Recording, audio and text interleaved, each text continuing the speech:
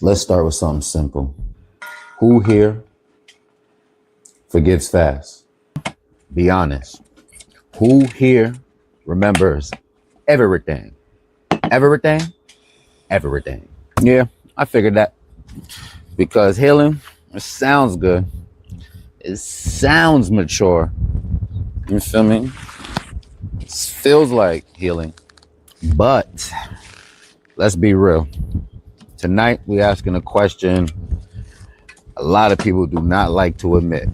Nope. When you forgive, are you actually letting go? Or are you trying to move on faster than what your heart can keep up? Fasten your seatbelts. This one got history, man.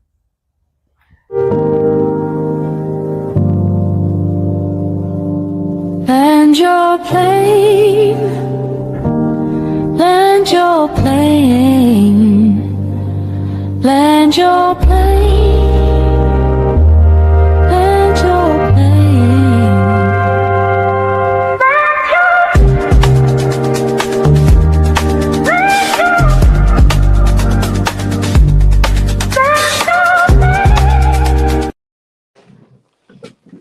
Did Uncle Charles rape you? Welcome. Welcome. Thank you for boarding with Land Your Plane podcast. I will be your pilot instructor, Della Nooch. I'm alongside with my co-pilots. Good evening. This is yours truly, Venus Noir. And I am the healer extraordinaire. I'm bringing the perspective of the divine feminine. Yes, ma'am. Let's do it. Hey man, it's your boy Moneybags Extraordinaire. Put the money in the bag so extraordinaire, aka Gemini, aka let's get it. Siggy, y'all want to introduce What's yourselves? rolling is your boy Siggo, Siggy. Yeah, I mean, with my shirt on. Yeah, I mean, I'm gonna do my pod with my shirt on today. I don't, yeah, I mean, I feel uncomfortable. What's going on? I didn't know this was Magic Mike Tuesday today. I didn't know it was fucking 80 degrees Tuesday. What's that is? Burning up Tuesday.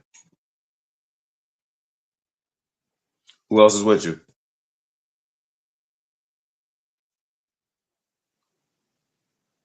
I'm here. Say it again. You was muted. I'm 34 and a half on your favorite cousin from the auntie and uncle you ain't know you had. What's good, Mike Geysers? Primo Mac in the building. Primo Mac, truck driver extraordinaire, soon to be engineer. Holla at me. Hey, Bob. Welcome. How everybody feeling tonight, man? How y'all feeling? How y'all living? I feel like I started the movie. I feel great. Happy to be here. Blessed, man. I'm happy to be alive. Respect. Blessed, nigga.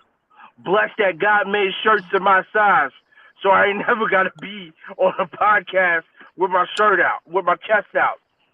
I thank God for the little things. You know what I mean? I thank God that I ain't got to go pick my own cotton to make shirts. They sell them in mad stores. Cheap ones, expensive ones, old ones, new ones. They even got the Yeezy joints with the holes in them. You know what I mean? I be properly clothed. Fire. Oh, shoot, since we got that out of the way, glad to have y'all. Glad y'all on board. Glad everything is good. Glad everybody living right. Let's get to the intro. That was the intro. Oh. I am because we are. We're restoring a broken relationship is essential. Hold on, I need a glass off of this. Is essential to the harmony of the self and the community.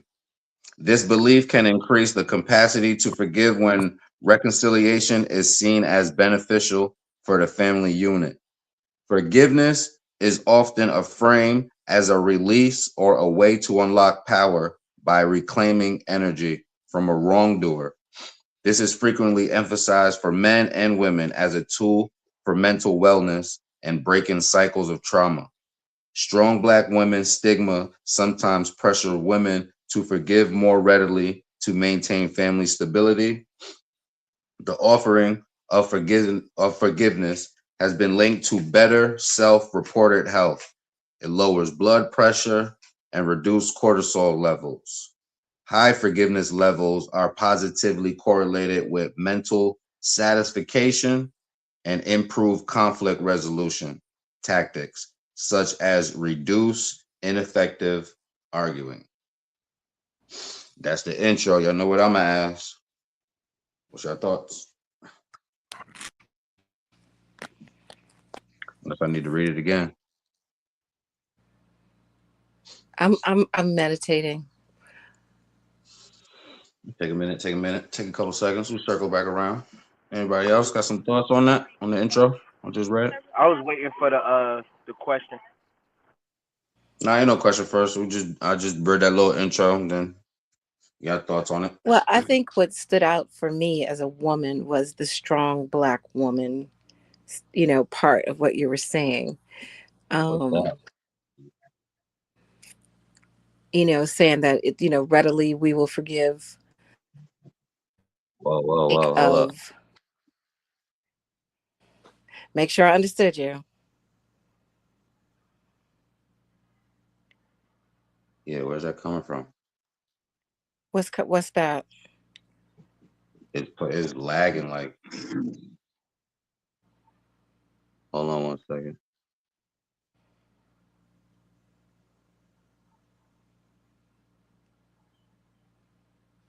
Do you have it playing in the background or something? Who, me? Somebody. No, I don't. I'm muted. Y'all don't hear it? When it's double playing, like I know That's y'all God heard it. telling you to put on a shirt. That's all that is. Okay, so our brother he got kicked out. And he'll circle back around. So in the issues of forgiveness, okay, here he comes. Nope. It might have been his connection. No, I How's don't your think it was them. It's me. It was me, I think. Somehow, somewhere. I'm not sure what. But we good now. okay? Go back. What you said the thing that stuck out to you was the black woman stigma. I think you Yeah, said yes. Can you repeat that part? black women stigma. Strong black woman stigma sometimes pressures women to forgive more readily to maintain a family stability. I guess in the relationship, I mean, it could. I would think that the strong Black woman stigma would work the opposite, but um, because the narrative that is often associated with the strong Black woman is quote unquote, "I don't need a man," Mm-hmm. um, which that's a topic we'll have to have one day, but um, so I do, I guess, in the sense of wanting to keep the family together, there is a sense of, okay, forgiveness for a man if he does things that are um, dishonoring the commitment in the relationship. So I personally would not call that particularly a strong Black woman in the narrative sense of, I don't need a man. From that narrative, I would think that she is becoming strong in a different dynamic, so she's in a form of even denying herself, which ultimately will never be healthy ever. Because if you're forgiving a man to maintain the family dynamic, which happens on both sides, ultimately it becomes unhealthy. But I do understand that. I know several people have stayed together for the sake of the children, and it is important. I mean, children are very, very important, and to have a stable environment for them to grow up in is also very important.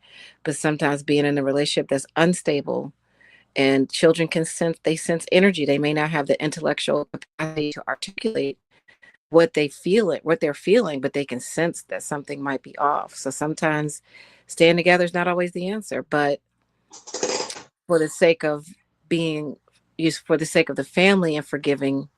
Yeah, I've witnessed that. I've witnessed that. And it hasn't always been the healthiest environment, even though that's the dynamic. Respectful.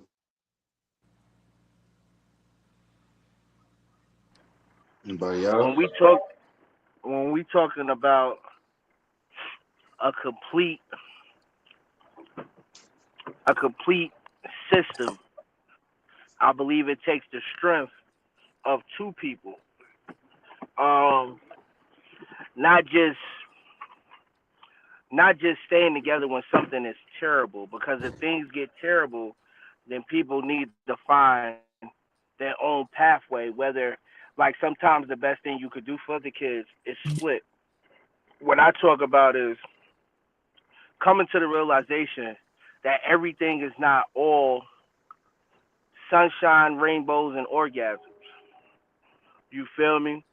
Actually, like, I know a lot of times you hear about the strong black woman, but we don't we alleviate the strong black man who oftentimes choose peace over argument. And don't get it twisted, I know to do this, but I'm talking from personal experience. A lot of times I'll choose the peace over an argument, and that takes a lot of strength, especially coming from like a man like me who check any and everything. Like, I just spent damn near 15 minutes talking about this nigga up here with no shirt on. So it's not in my interest most of the time to sit back and go, you know what, you got it. That takes a lot of strength to do.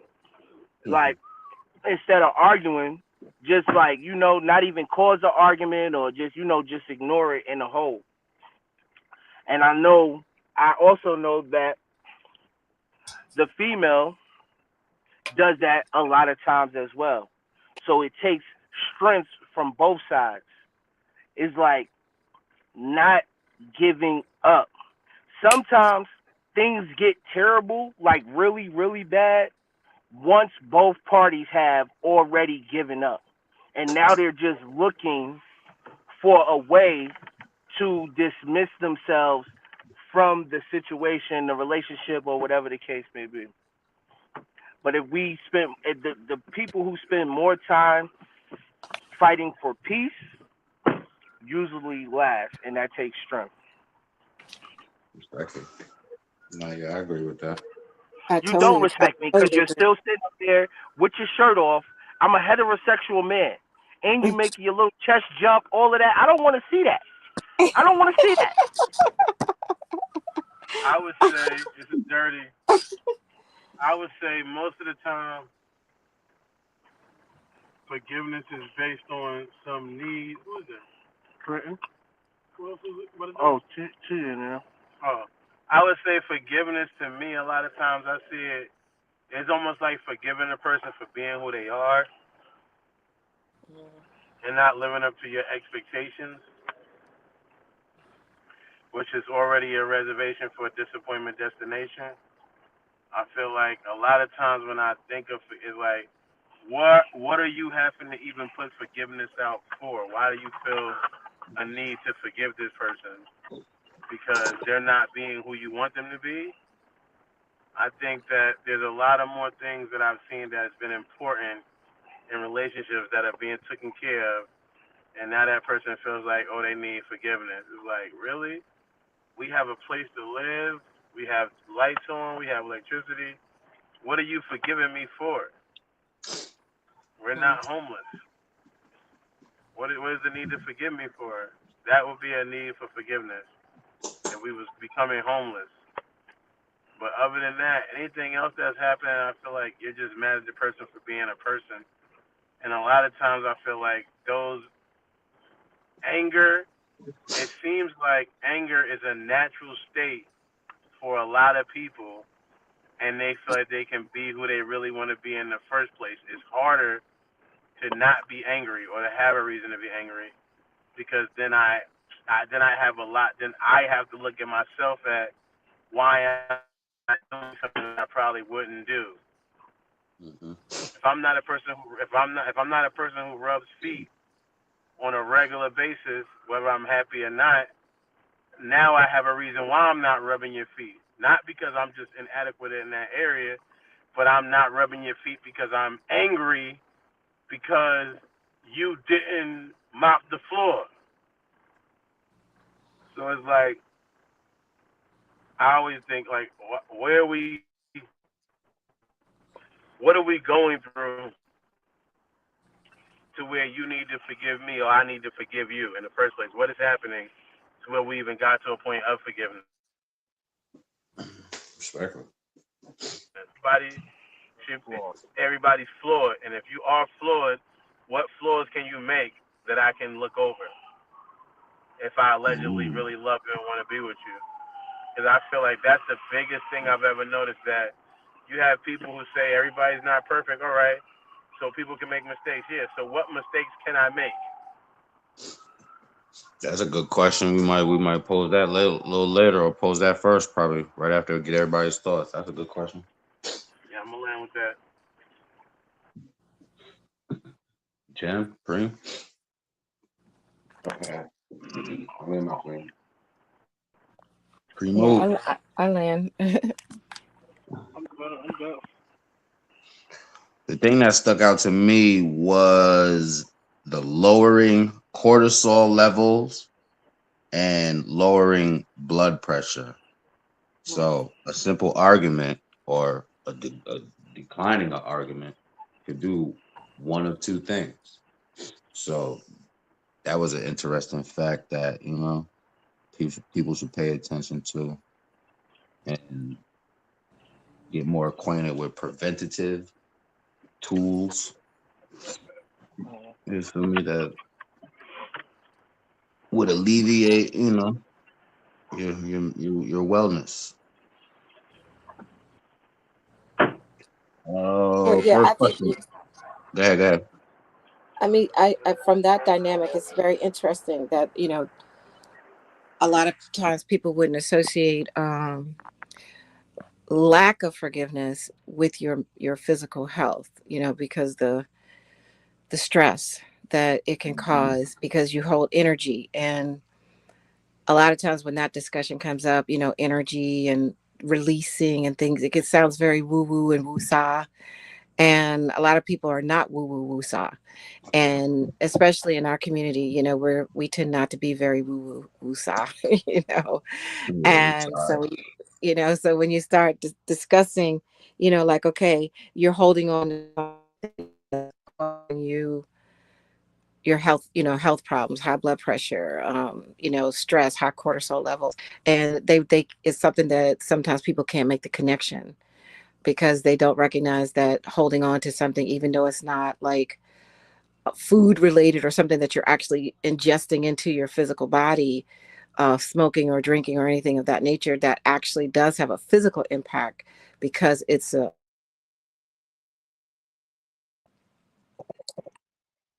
energy.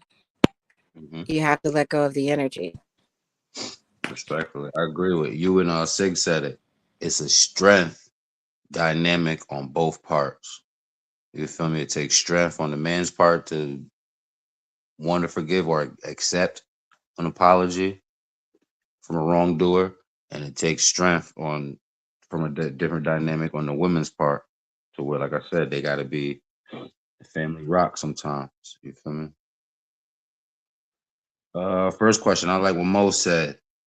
What are some flaws that people could make that will let them? You feel me? What flaws? What flaws? I ain't gonna say like three, but everybody you can name as much as you want.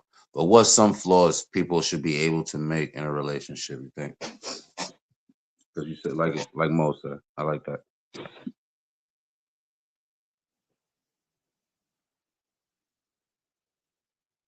Did y'all hear me? It's on the floor. Once you forget about that, Any it's on you. any flaw that comes with them just being themselves, then they Yeah. should be able to make, because I was me before I got here. So if it has something to do with my direct character, then I should be able to get that flow off a couple of times. If it's like my direct character, and when I mean by direct character, like something like trying to think of something that's in my. I don't. I'm not a fan of PDA, right? I've never been a Respectfully. fan of PDA.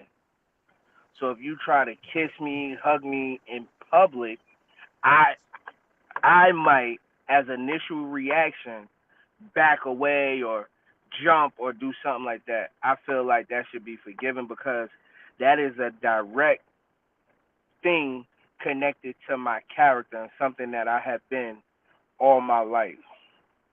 You feel what I'm saying? That's just the Mhm. thing that I can think of off the top of my head as far as something that's directly connected to my character and my persona and the person that I am. I've never been a fan of that. I feel like when you're angry at somebody for being them when they were them when they got with you, I feel like that's an oxymoron all the way together. Like, just me. Respectfully. A Does person who should have grace. Grace? Yeah, Okay. I would think that's similar to because he's saying that if this is who he is as a person, this is an aspect of both his personality, and you knew that coming in to the relationship, then you should have expectations of me to be anything other than who I am.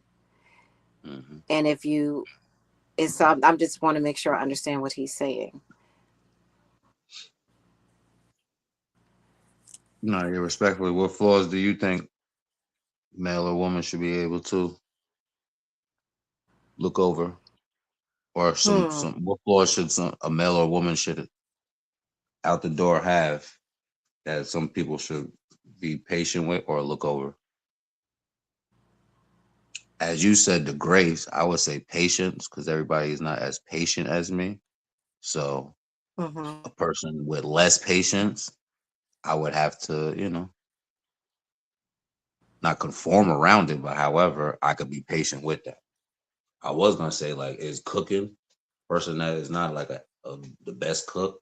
Is that a But flaw? I say communication for me. Communication is a good one. I'm a big Mm. time, back and forth guy.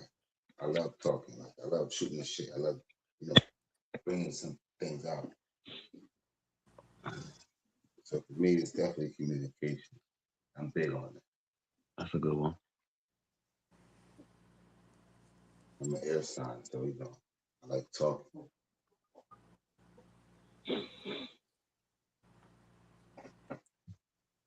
I have an interesting dynamic. Let me start. One who eats, who, well, we're considering if there's potential. And he's a meat eater, and I'm not. And that actually presented itself to be an issue, believe it or not. It actually came up. And when you mentioned eating, cooking, it Mm-hmm. actually came up, you know.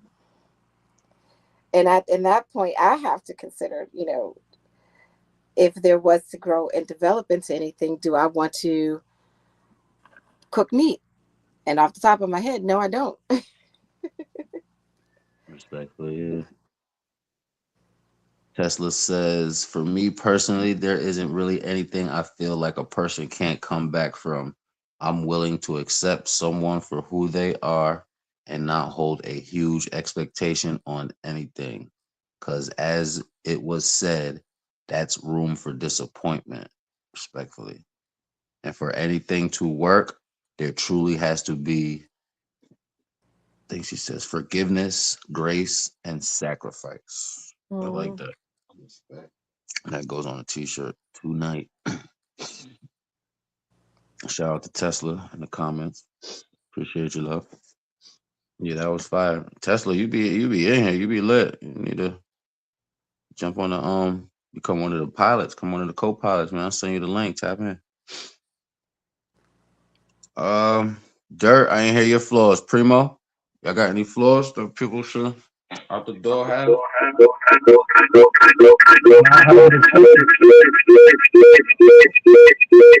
That's Primo on six. Like that nigga the city got it.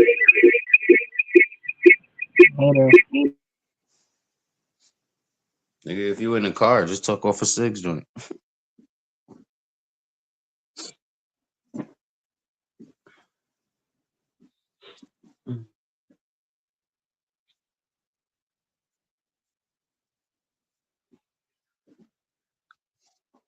Does food count? Can food count? Or that's not. Yo, Yeah, yo. If you come into where they can't cook, yeah, just I because think the biggest thing is No, I'm not saying that they shouldn't even be can't cook. having such. They not the best. They not the best cooker, and I'm okay with that. And then as a relationship, whether I'm not the best cook, so I gotta be okay with somebody. yeah, You both feel me? got to learn together. Yeah, we learning the motherfucking together. So I'm Listen, like, I can't be it. I could. that's not like one of Not those like flaws. one of those flaws. What you saying, What Prim? you saying, Prim? Here we go back with this Here we go back feedback. with this feedback. Is it this? Is it this? I hear it now. I I hear hear it it. now. I hear it. Yeah, I don't know why. Yep. Yep.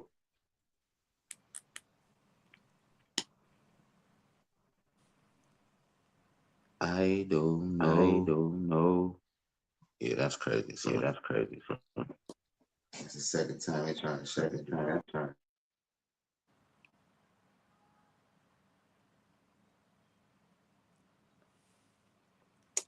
I hope the audience please be patient as we work out these technical issues.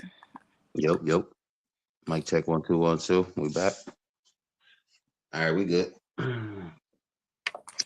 Primo. Flaws? Any flaws? Dirt with you?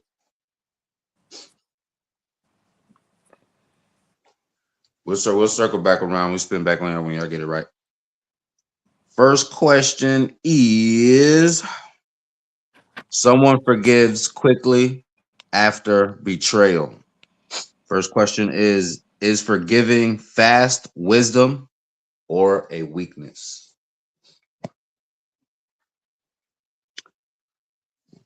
You could pretty much set it up. If you know how to play chess, you can pretty much set it up. Not to see if they're gonna fail, but to see if they're gonna do it. Mm-hmm. And that's is it fast wisdom? Yeah, is forgiving fast wisdom or weakness after a betrayal? Fast wisdom. Fast wisdom without any violence, right? Without any violence. Fast wisdom because you can get out of there. Because you see it's gonna be like that. Fast wisdom. Cop called. And if you're the aggressor, well, she's gonna say you're aggressive. That's more 9 times out of 10, she would say you're the aggressor. Fast wisdom. Yeah, she You ain't might gonna get be the fuck like, up out of arrest here. me. I was aggressive. Yeah, because ain't no nigga gonna call me like, yo, she's aggressive. No. Fast wisdom. Now, any circumstances in that realm, you gotta be quick on your feet. You gotta be quick on your feet. No, I agree. After betrayal, like you said, that is fast wisdom. If you could see all of You these can set it up.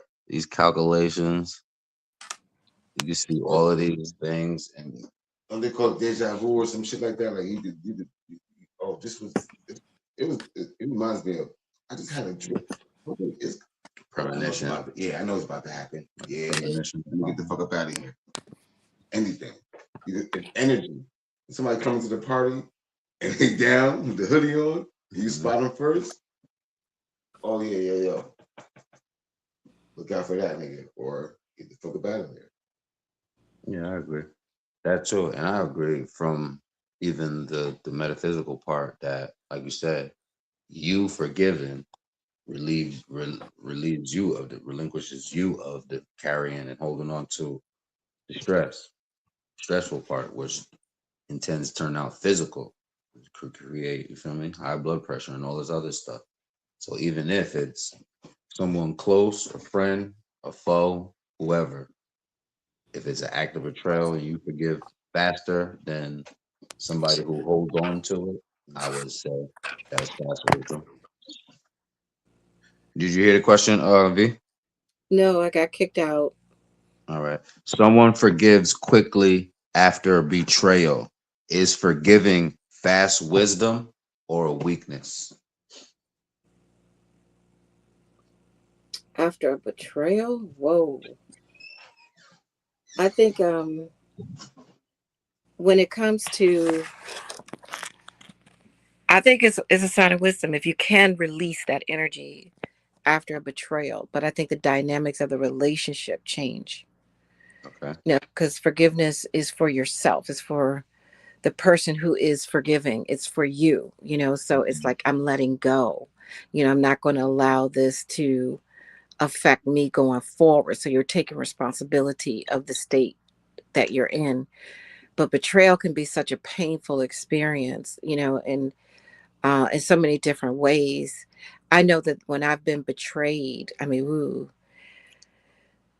I've forgiven the person for the sake of my sanity, Hmm. but they're not a part of my life anymore. Okay.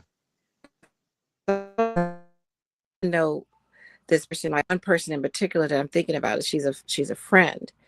And even though we're not the friends that we used to be, I'm Hmm. still loyal to the friendship we once had. So in other words, like we shared a lot of secrets, you know, like I probably opened up to her more than anybody I ever have really. And that's what made the betrayal so deep. And so, but I don't betray her back. I've never betrayed her back. In other words, other than we had a few words and I'm still loyal to her secrets that she trusted me with. Does that make sense?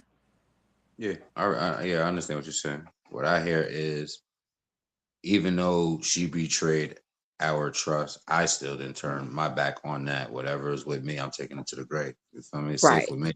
Exactly. However, Because however you want to act with my joints is up to you. That's your karma you got to deal with. But exactly. Because it's really about integrity, you know. And I loved her, you know. I loved her like a sister, and still do, you know. Still do. I just can't have this person.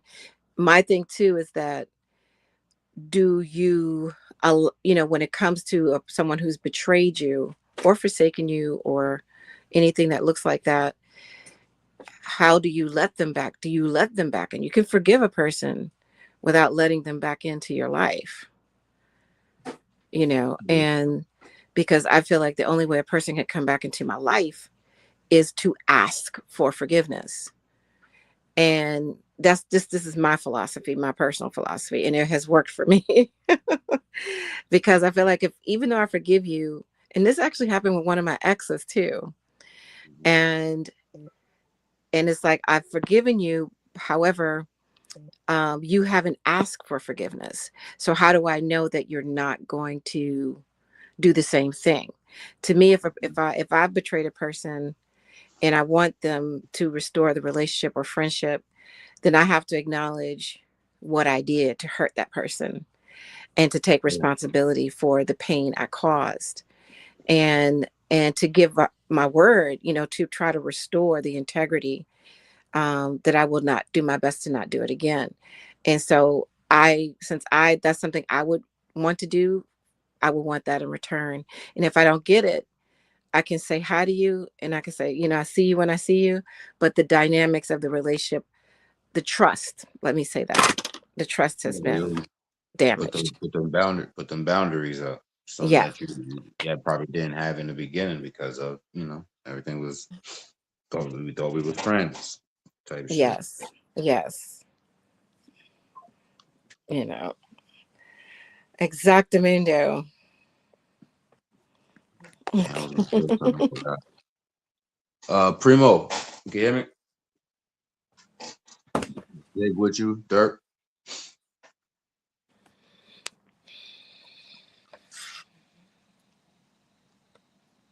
That's wisdom or weakness.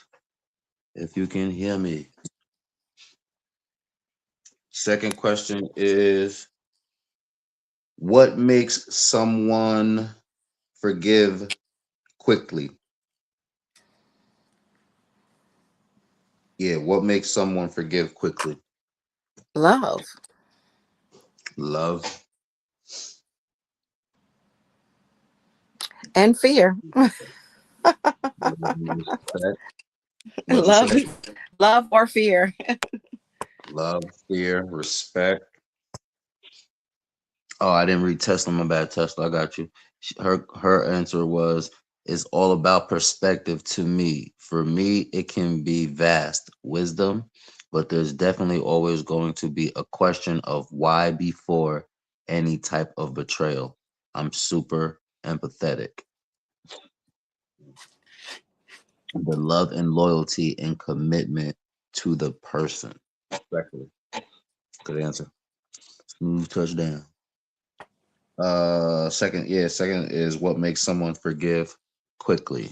Oh, you said love and the loyalty and commitment to a person. Okay. So we got two loves, one fear, one respect. What makes a person forgive quickly? What makes me forgive quickly if I do something wrong? Yeah, because I'm But are you saying for the person or are you saying for you? You can use your experience or just words of wisdom. I use my experience always, because not all the time, but I use it because it helps people that whoever is watching the show, they can relate. They don't feel like we're just talking down on them or talking about them. Feel like we're talking with them type shit. So that's why I use my experience sometimes. However, things that I haven't experienced, what can I tell you? I could just have words of wisdom from either what I've seen, what I know, or who's around me type shit.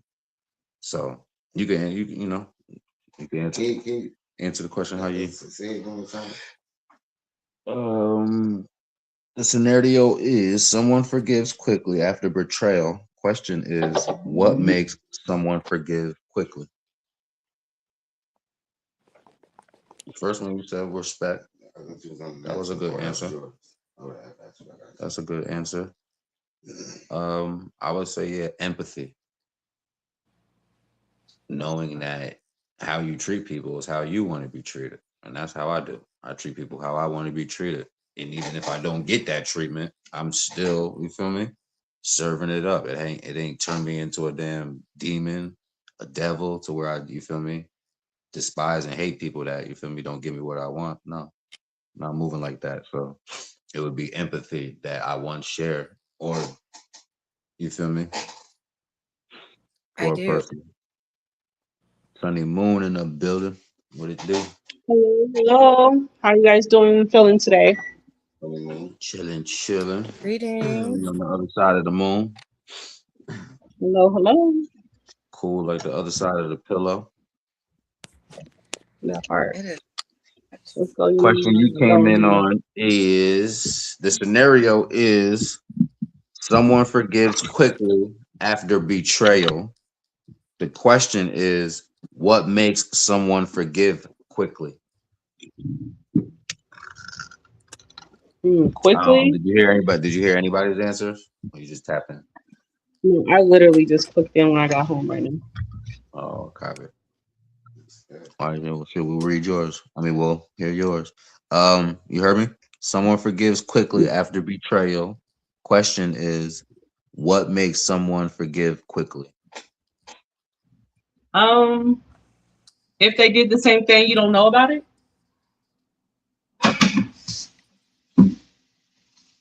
You said if they did. What she said? Does that make sense? Like, say, Yeah, I hear you. you know what I mean? If someone cheated and you Stole some money cheated, out of my it's wallet. I okay stole to some money out forgive of your them. wallet. You know.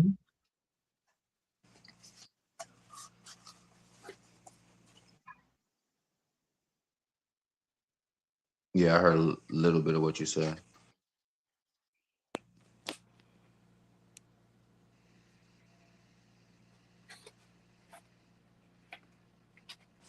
So that's Did you it. I know? land. I feel like if it's that fast, it's probably because they done did it already and you don't know about it. Oh, okay. Copy. You want to go back on the first question? The first question was, is forgiving fast wisdom or a weakness?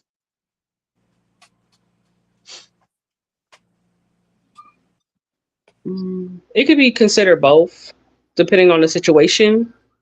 Mm-hmm. I mean, we all are human. You know what I mean? You step on my toe, I'm not gonna punch you in your face. I'm gonna forgive you in that moment. You know what I mean? But other moments where maybe you cheated, and I'm gonna take my time on forgiving you, seeing why that happened. Takes time. So I say both. Could be Well, wisdom. Yeah, I guess this it depends on what. specifically would be, this one would be about a betrayal. So this one, somebody betrayed you, and if you forgive them, would it be fast wisdom or weakness to you, from you? For me, it'll be weakness. You definitely need to figure out why would they portray you like that, and for you to quickly just not even want to know that information or get that confirmation or even get an understanding for yourself, just not for their words, but for yourself as well. Yeah, I think that's kind of weak. You moving too fast, you giving your spirit away and yourself away too easy. People should need to gain your energy in a positive way, and that wasn't positive. Interesting. Two things could be true at the same time. I like that. I mean, betrayal could kill somebody. Could cost you your life. So it's not an easy thing to forgive betrayal. Considering it's Easter, look, one of the greatest known betrayals to.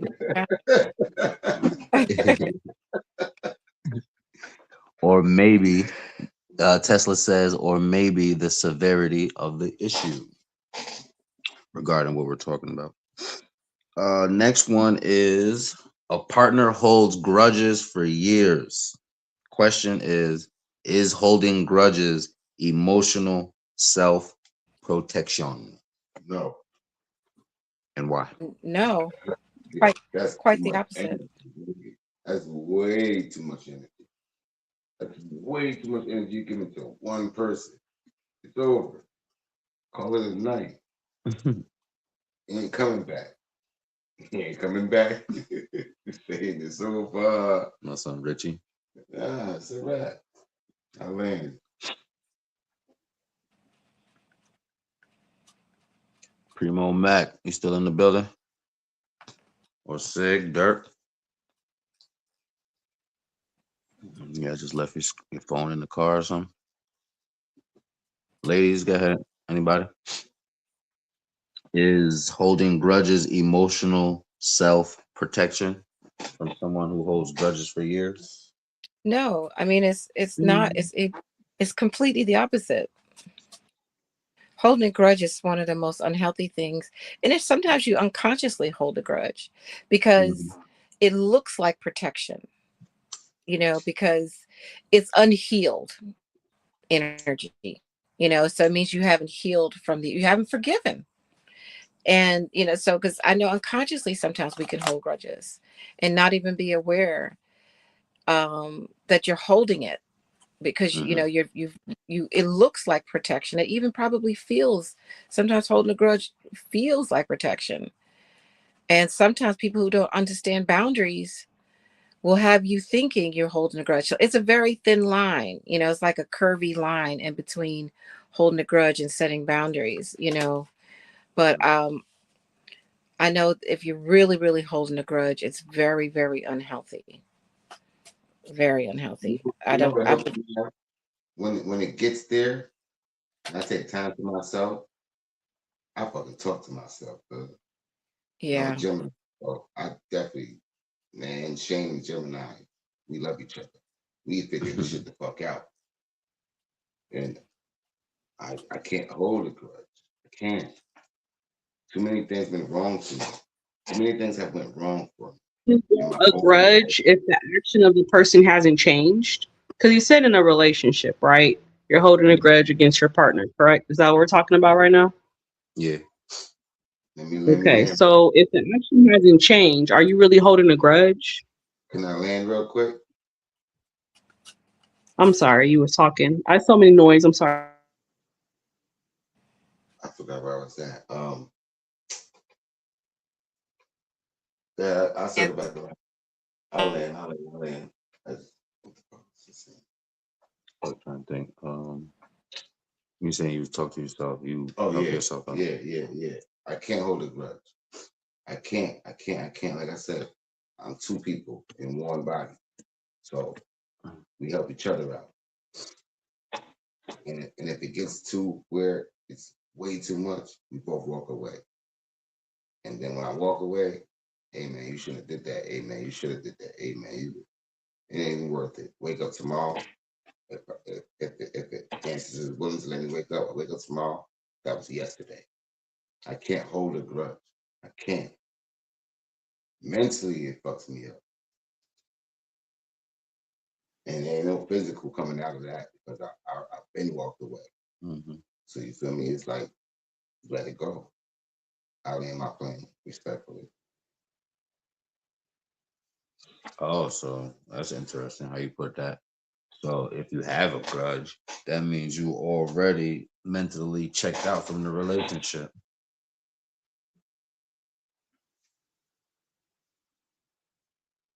Pretty much. The reason why you're finding something to put in front of, so you could just, like I think V was saying in the beginning, so you could just make a clean exit.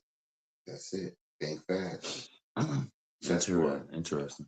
Chessboard. Think fast. Sonny? At the end of the day, you gonna Oh, my hold on bad. to it.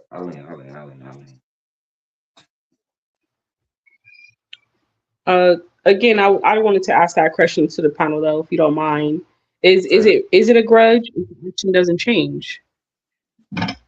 Oh, is it a You said, grudge is if it they a, don't change?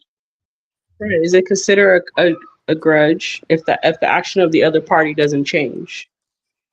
So say, maybe you want them to take out the trash every Thursday. That doesn't happen. So every time Thursday comes around, you're like, damn, every time I tell you something, you act like you don't see them, you don't hear them, whatever, because they didn't take out the trash. Now, if the trash is never getting taken out and you're holding a grudge against that or doing stuff to make them notice, etc., how is that a grudge or what do you call that? Like, That's built. That's if the built. action of the other person doesn't change, do you call that a grudge against that person? I'm aggravated. And every Thursday it's building up. So it's aggravating me now. And it shouldn't be. Because I already explained to you. Take out the trash every Thursday. Why the hell is it not being done? It's only 3 Thursdays ago. That's aggravation. That's just for me. It will be aggravation. Someone setting themselves up. Would it be grudge? I would say it'd be type controlling, expecting them, all right, you put this out there and they still don't do it. Or wonder if they haven't done it and then, like you said, then they start doing it. So what this ill intent or this shit that was going on in your head you was holding for what? Why would I be controlling when it should be Because if they don't shared? do it, It should be shared, or you was told to do it. That's a rule. I'm saying You if gave me my rules, I'll give you your rules. Like, you feel me? To make it work, we both give each other our rules. we both came to a thing to Yeah. where we say, all right, every Thursday I'll And take we out the both agree garbage. on it. Now you're not fulfilling the contract. Aggravated. Aggravation. But as a partner, you're supposed to pick up what the other one doesn't. So even if y'all came to an agreement, it doesn't happen. You still supposed to. Y'all niggas is gonna let the garbage sit there. So both of y'all is just stinky. Personally, what I was just doing was aggravated because I said it already. Now I'm not going behind anybody. I just see it and just left it. Bro, you know I like a clean house, bro. You already know I like a clean. Come on, man. Why I need to come and tell a whole grown ass person what we already agreed on? You're being lazy. Exactly. So you shouldn't have to tell a grown person. Grown person should already have some of these characteristics: cook, cleaning, laundry. certain stuff. Well, but I just picked the subject. This is really like everyday lifestyle where it doesn't have to be just laundry or house equips, but I don't understand the difference though, because if someone that you love is asking you something of you that they clearly can see you can do and you clearly admit that you can do, why aren't you doing it? Are you That's why I said, is that are you holding a grudge, or is it like, why wouldn't you Oh, want you're to, speaking of right, help me, because I don't know the word I'm looking for. I would say help me. That's all I would say. Help me.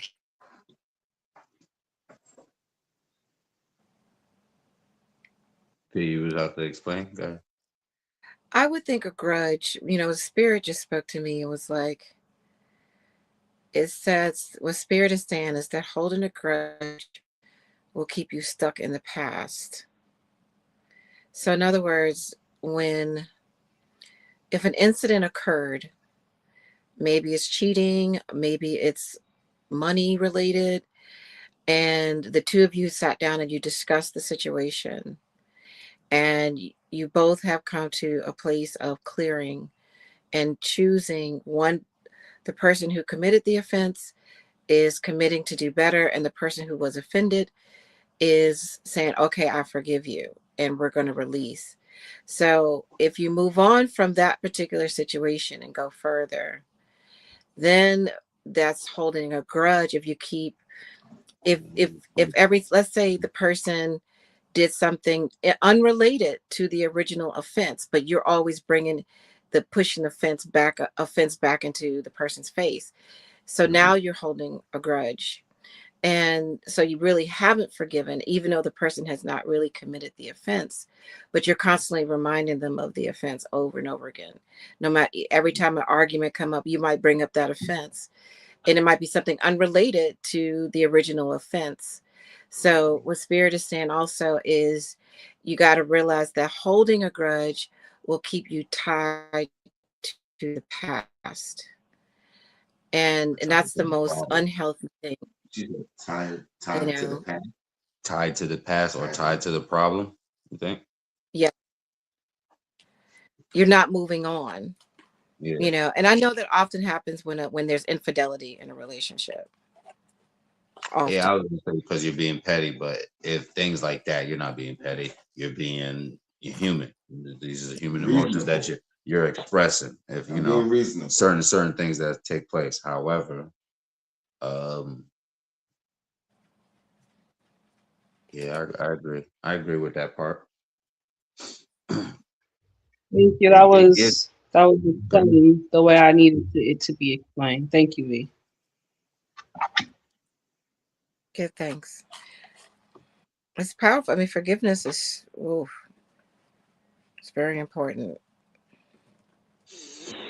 Shoot, brings us to our first commercial.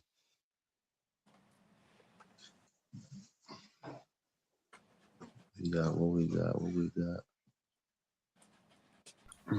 From the mind of Robert Trouble Johnson, a storyteller from Poughkeepsie, New York, with over 10 novels.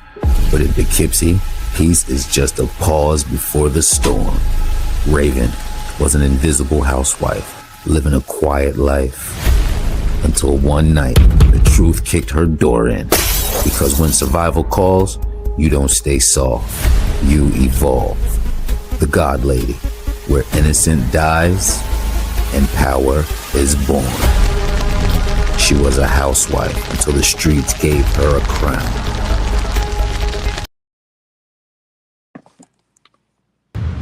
I'm 34 and a half. I'm your favorite cousin from my auntie uncle you know you had. And I am here for AJ's and I am here for Hood Service Announcement. But the reason I want to talk to this man right now is April 17th. At the spot that's 3325 Keithshire Way in Lexington, Kentucky. Comedy will be going down. In the words of my cousin, oh my God. Did I do it right? It's oh my God. You know what I mean? That's how you do it. But anyway you say it, any variation, man, it's still all the same, man. You know what I'm saying? Yeah, man. Listen, it's going down at the spot, man. Me, 34 and a half, man. We doing our thing. You know what I'm saying? Come see these jokes. We telling jokes at a high level, man. If you want to come out and laugh, You want to get some QT points with your girl, you know what I'm saying? You can do 2 things at once, man. So I expect to see you there, man, if you want to see a high quality show, you dig? And I'm gonna tell you this right here. I just watched this man's special about like maybe whenever it released, maybe like a month ago, was it? Hilarious. I'm a hater. No, I'm a hater. I'm gonna be honest. I'm a hater. Yeah. So especially when I watch, it's like watching porn when you fuck good. It's hard, sometimes you like, he ain't holding his leg right. Yeah. This nigga was holding his leg right. At the library, he had to make a noise at the library. Facts, man. That's what we do, man. We put in work, and the results show for themselves, man. Our resume ain't never been on trial, man. Real deal funny. So you know what I'm saying? The 18th at the spot, y'all pull up. You dig? Thank you, my God. Bless.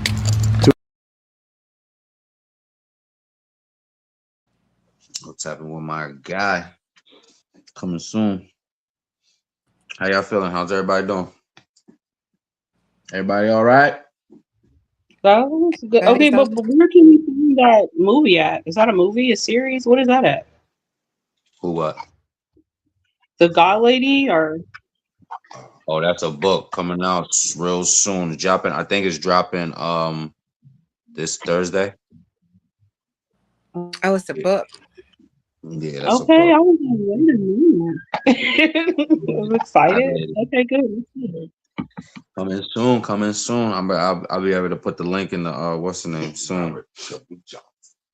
Yeah, anybody else you know that need a commercial or need some ads or some marketing, tell them to tap in, give them my email. I'll do some consulting with them. You did. Primo, Mac, Dirt, Sig, where you at? You about to say something?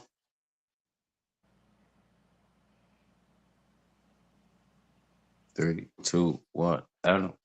Someone apologizes, but repeats the behavior. Question is, do apologies lose value without change?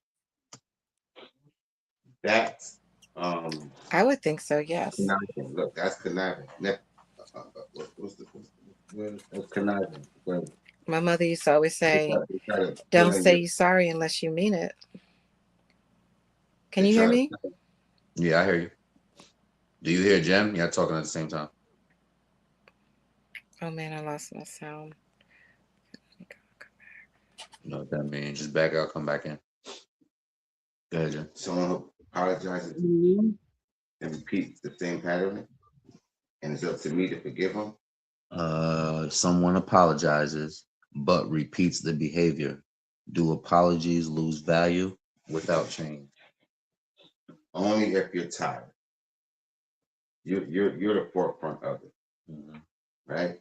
So you can give for so much. Okay, if it's minor, I mean, don't apologize for minor shit. But if you're repeating some shit that is well known, we both see it. But you don't apologize for that. That shouldn't have been done. So if you apologize, okay, got you, respectful. We talk about it. We change the narrative of it. But then start to see the pattern. So now you feel like you're playing. Now I feel like you're playing me type shit because all I gotta do is do it and just apologize. We don't apologize for money, sex. My feelings is still feeling that what you did to me. You violated the trust fund. You feel what I'm saying? So you can only put 3 strikes and you're out type shit. But then it goes into a fuck, I love her and I love him and all that type shit. So you gotta really be mindful of what you stand for or what you want to lose. Because you're losing dignity every time she apologizes because she's playing the fuck out of you or he's playing the fuck out of you. Respectful. I land. Ladies. Someone apologizes but repeats the behavior. Do apologies lose value without change? I think that's what Sunny was saying earlier about the trash. You know, when she was referencing, every week the person said they're going to take out the trash and they don't take out the trash. Yeah. And I would think, when there's no change, yeah, she does lose value. Trust gets lost too. How can I take you at your word? Your integrity, your integrity gets weak every time you say you're going to do something, you don't do it.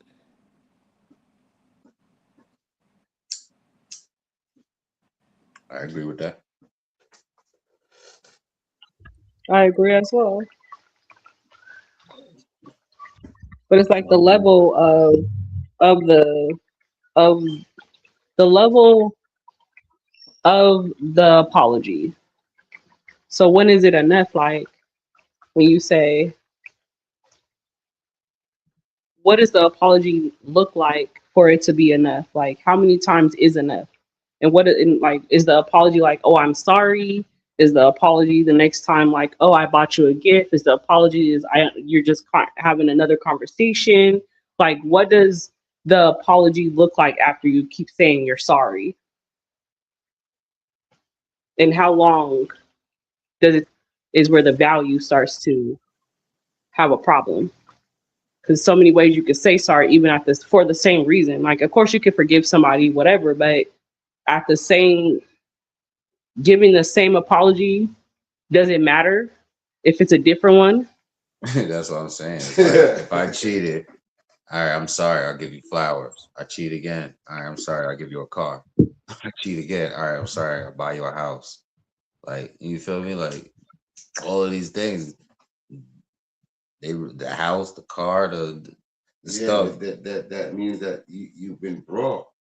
Your value is over. Yeah, you don't really You're gone. You agree with the cheating because you're gonna get the gift. Yeah, you lost yourself. So You're like, a gift giver. Like you're a gift taker. Like you once you apologize once and you accept it with no stipulations or we need to work it out. What they say, therapy type shit. Or you feel me? Boom. So she or he did it again. Remember back in the day when I said that girl kept getting hit on and all he do was give her money. She take it to get beat on again. That's what that is. That's that scenario. Yeah, that's what that is. That's exactly what that is. You lost yourself. Now no one respects you. Now the next boyfriend, even if you get one, your face is damaged because you accept apologies.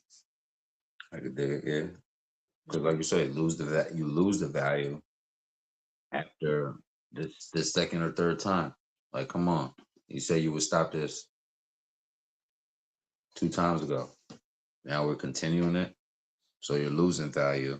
And if the person can be bought with each gift, they lost their value. So somebody's going to lose their value in that situation. Or somebody's not being valued in that situation. That was it. No, not being valued. They didn't value themselves. So being valued, nigga, this shit is gone. You've been valued. You're a gift taker. I can do anything I want. Next question is, why do people accept repeated apologies then? The gifts. You said it. The gift. The gifts. The gifts. Period. I land. Would it be the gifts, ladies? You think? Why would one accept repeated apologies? Some women are addicted. They have love addiction. And I mean by ADICK,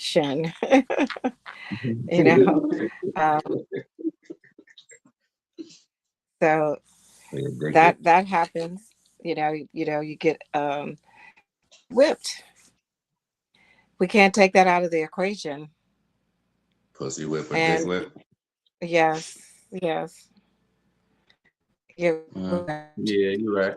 Get turned out. You're right on that. Why would one accept repeated apologies? That pussy good, man. Yo, I'm telling you, man. I seen her cheek, bro. I seen her cheek. Look at the picture. That ain't her. That ain't her. In your head, that pussy too good to let go. Yeah, be Let's honest. keep it real. Yeah, let's keep it all the way funky, all the way real. that's probably up there, number one out of the top Yes, 3. yes. I was like, I was it listening to happens. It you. happens.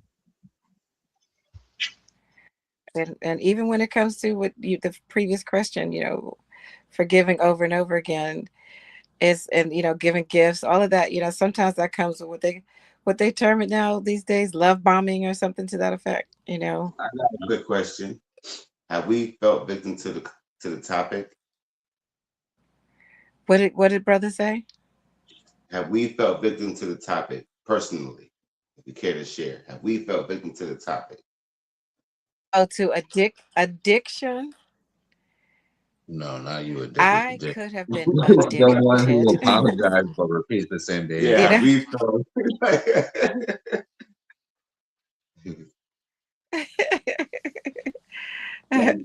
Have I fallen victim to addiction? So, have we felt victim to the topic?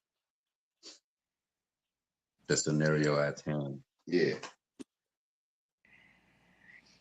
Have you been someone or Yeah. You've been too long in a Yeah, relationship I where have. I yeah, have. I definitely have. okay. Because it's Respectfully. comfortability. I Like have. you were saying earlier. Yeah. I, Comfortability will make you do that too. Make you stay longer than you should. Mhm. I have I don't think the relationship lasted that long enough for me to repeat the same behavior or have the behavior be repeated on me. Once I see it, it's, you feel me? It's like my senses go off. I know what I'm willing to tolerate and what I'm willing not to.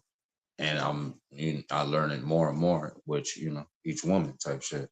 So yeah, I haven't personally been the one that had to apologize or be apologized to type shit. So no, I haven't felt victim to it. Why do people? Oh, we did that one. Why do people accept apologies?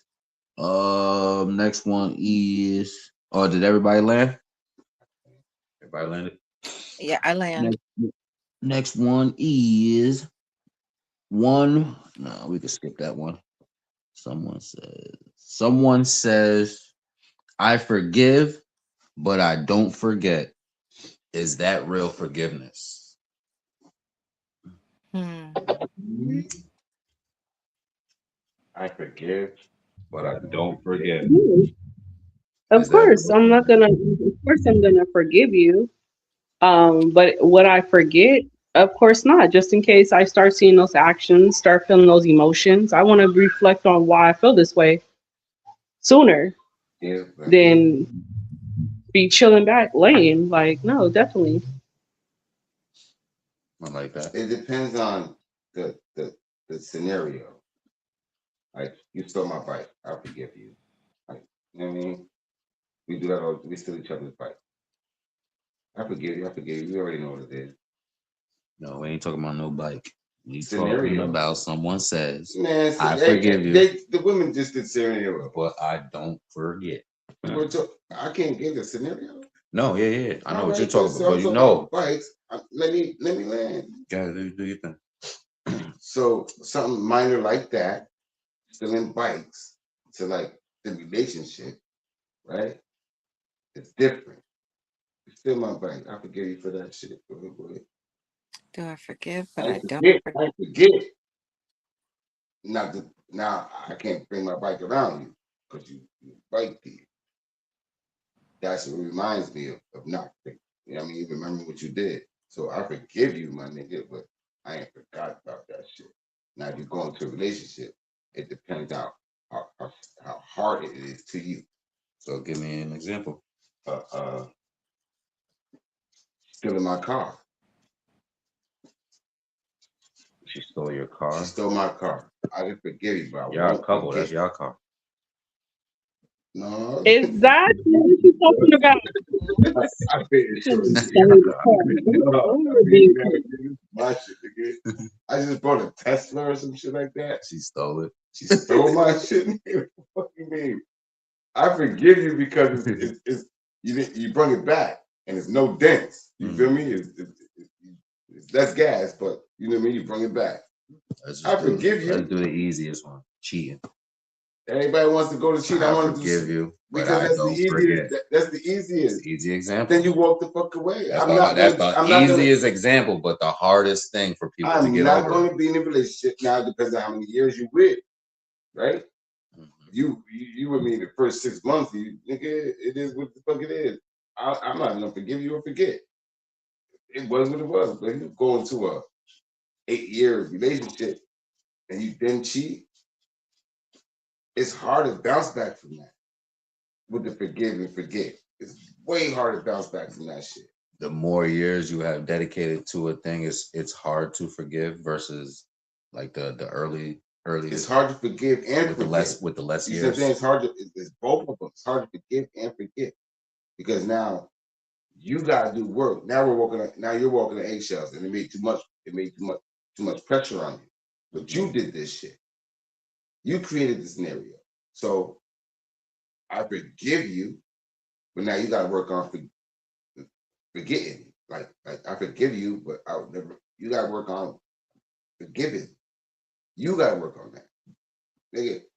And then if you never forget, you're still working on forgiving. You're still working on it.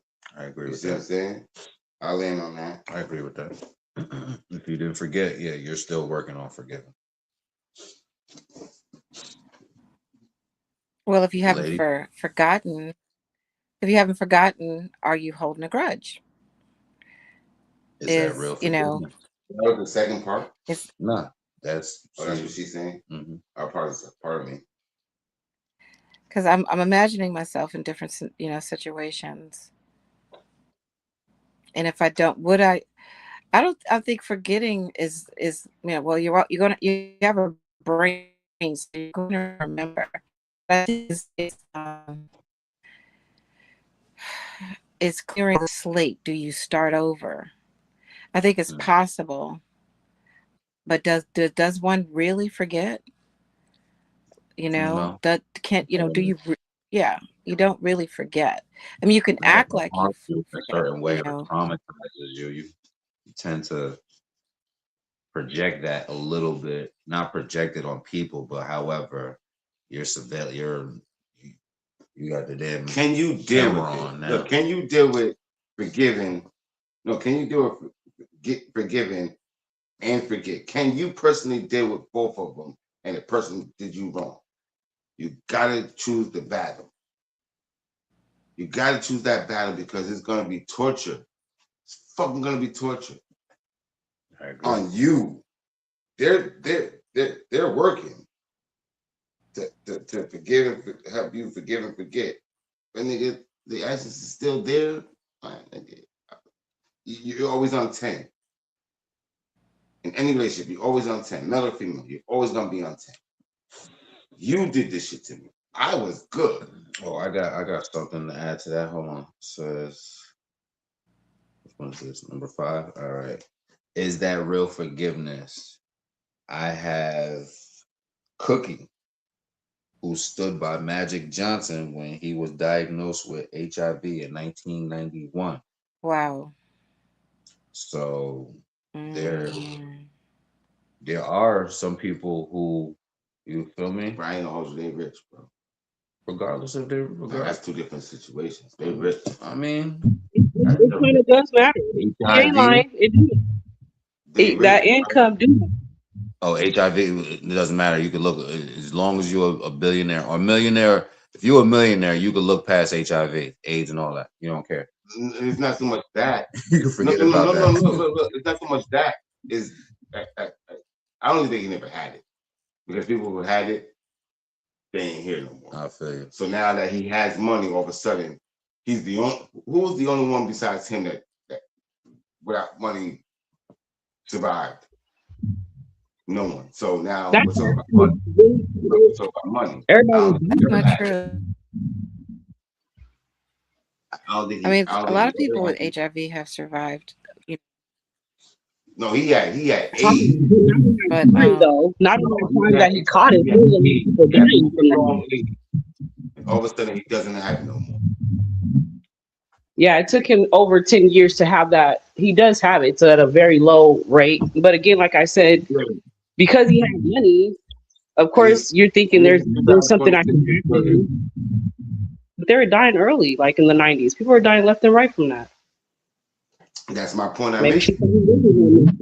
probably That's the people that don't have money. I just use him as an example for forgiveness. I'm saying that's. I'm pretty sure she forgave him, but she did not forget. Yeah, she did both of them. She did both of them. All this fucking money. That's an example. So Yeah, all this money I'm so about to you get. can only forgive for money. That's You what got they doing. You got a price? No, I'm just saying that's an example. We're not talking about dating no more. We use that as an example. Now back to us as the experience for the panel, not for the co-pilots, but for the audience. Money is not the root. Money is not the you can't be bought. Your forgiveness can't be bought. Or can your forgiveness be bought? It can. That's what I'm asking. But can your forgiveness be bought? And that's a question to the whole. Yeah, it can pilots. Be bought, but forgetting about it, it'll always be there. It'll always be there. Nigga, I don't give a fuck. Nigga, look. I bet y'all won't do that because you remember. Look what I'm counting because I forget this shit. Nigga, I'm gone. I forgive all that shit, but I won't forget it. This shit was. It ruined my life, bro. I was loyal to you. And you go and do that. And now you're Magic Johnson. And you go off and do some shit like that. And if he never had it, he would have just fucked another woman. But the fact that HIV and AIDS is attached to him and he's a fucking millionaire type shit. Yeah, that made sense. But she forgave as soon as that motherfucking 3.8 billion dropped in her fucking bank account. But she won't forget that shit. I mean, that's real. I mean, it's so deep. That's such a deep analogy or example, should I say. Can you, because can your forgiveness be bought?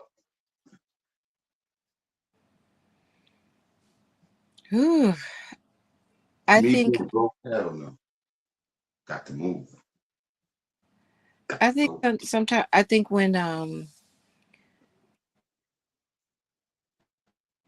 I think forgiveness times is bought, whether we're because we talked earlier about gift giving, and sometimes that's when a man I'm talking from experience. Sometimes that's the way a man asks for your forgiveness. Is he'll buy you something, and which is a very emotional rush in that moment, depending on what the state of getting your mind off of the incident and putting it on a gift. And it works, it does, whether it's a diamond ring or a new car or something to that moment, it's like you're like, wow. Yeah. It's this, it's different in measures. Go ahead, my bad. No, it's just the level and depth of, because I was just having this conversation with someone a few weeks ago about Cookie and plus there's a lot of stuff going on right now with their son going on hit this podcast he was on. They're back in about them was in relation to the fact that you can't hear me. Yeah, I hear you. Can you? Okay. Was in relation to the fact that she was pregnant with their son, and they were like 6 months or something away, 6 to 9 months away from their wedding date. So everything was planned out, and so I put myself in Cookie's shoes. Woo, that's tough. But I've put myself in her shoes over the years, just thinking about it. And I think it's the letting go, not just of the relationship. It would be, she would have been, if she let go and didn't forgive him, she was also letting go this whole dream. So there was probably a possibility of like, I want to hold on to something. And she just chose to forgive him. and she stood by him. And look how many times that's happened in celebrity land, where one partner really messed up, like Bill Clinton, and the woman to stand by his side. Bill Cosby is another example, of like doing something that's really hurtful and betraying the commitment and the relationship. Do you forgive? These women have stood by, and I think there's just a level of love there,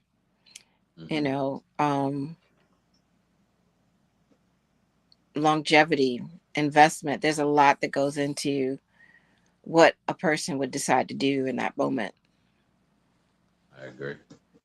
Sonny, can your forgiveness be bought? And I land. Yes. It depends How on much? what I'm forgiving. Nah, How much? What's that's the ticket? real. That's real. I told you, that's real. Really, That's real. I guess it can. I It knew can. somebody agreed with me, man. Yes, I can. It depends on what's going on. I've stayed long enough in a relationship that I shouldn't have been in. So I'm saying, yeah, I have been bought. And you said, what was your question?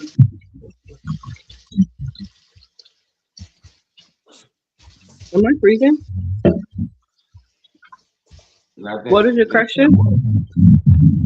Oh no. The question was that one. Can your forgiveness be bought? Oh yeah, I can. Yo, I cheated twice. But I wanted to. Early 2000s. I cheated twice. You said why? What did Jim say? He cheated. Yeah, go ahead. I thought who was that? Sonny talking?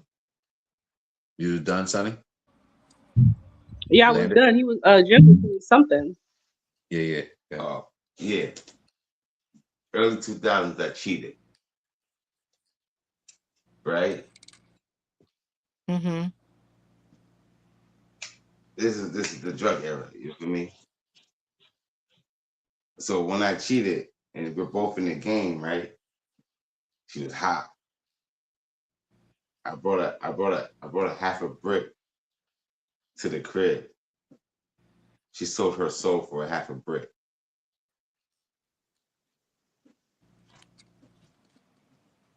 And so I did it again. Wow. But I didn't get a brick the next time. Nigga, that was good enough for me. Back then they were cheap. You know what I mean? Early 2090s, they were half a brick was cheap. You feel me? But I brought one. And that was my gift. Like I ain't mean it, yo. We in a game, yo. It is part of the game. Like yo, I schooled her. It was something. Here. She took it and let that shit the fuck go. But I guarantee you, she didn't forget it. Put under the rug. She didn't forget it. They didn't forget it until when you get broke again. Yeah, and she didn't forget it. She didn't forget that shit at all. She forgave me because I gave her a gift, but she didn't forget it because we argue. You know, it's hustling, so we argue, and it comes right back up. Oh, you so then goes back to the original question: is that real forgiveness? Don't think it's that real. Because what you still not forgetting, like I said, you're working on forgiving. It's a process that you haven't got over with. However, I guess it sticks as a reminder sticks as a reminder and like a cue for something that this person does that you don't like. So if you see it again, that's your cue. And time heals all wounds, right? That's what they say. Money though. Yeah. Those who as time goes by. Those who forgive. Time heals all wounds with people with no money. Those who forgive people with money, they heal that shit. Those who forgive got money. Seriously, those who forgive got fucking money, man. They heal them instantly. Second part of that question is, what part still hurts? The soul. I would say their ego. The soul. Because now it's taken from you. So now the next person and the next person is gonna know you can't bring it, you can't get it back. It's gonna take years for you to get it back. If they know you are a walk on, they're gonna walk on. They're gonna walk on. Oh, so if a person know you got walked on in your last Yeah. relationship, why do you think I'm not gonna do that? Why you think I'm not gonna do that? And your pattern is to get these type of dudes or female. So yeah. That's you fucking deserve it. I could dig that. Ladies, what part still hurts? Of an incident that is unforgiving. We still on the I forgive her. I forgive, but I don't forget. What part still hurts? I would say their ego. Your heart. If I mean, I don't have anything presently in my life that, but as time goes by, you do tend to throw it into the sea of forgetfulness, as they say, but the wound is not as fresh. Right. As when it first happened. Right. Time heals the wound. Yeah, time heals the wound. Respectful. So their heart. Yeah, your heart. Your heart would. Yeah, your heart, man. Good answer.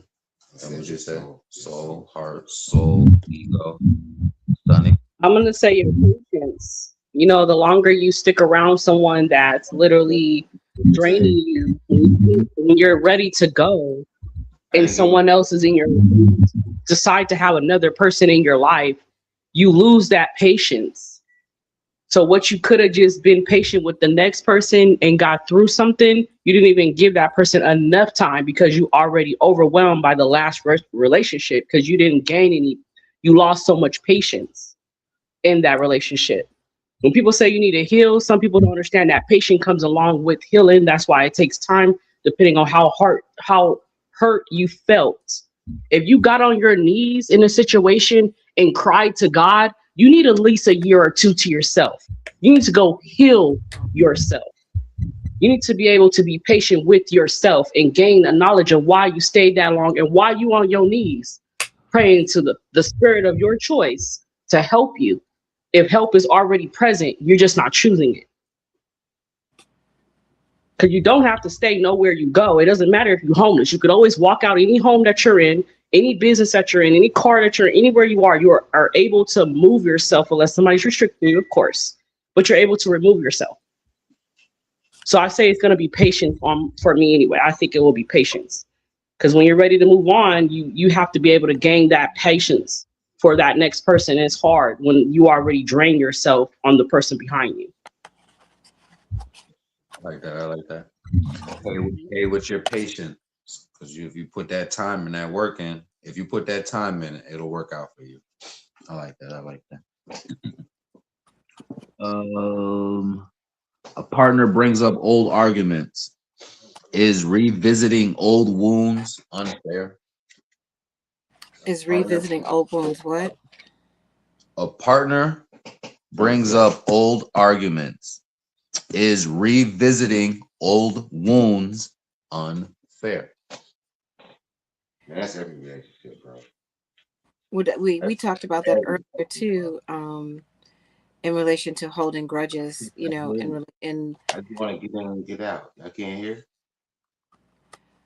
I was saying we talked about that earlier. It reminded me of what we spoke about earlier about holding grudges.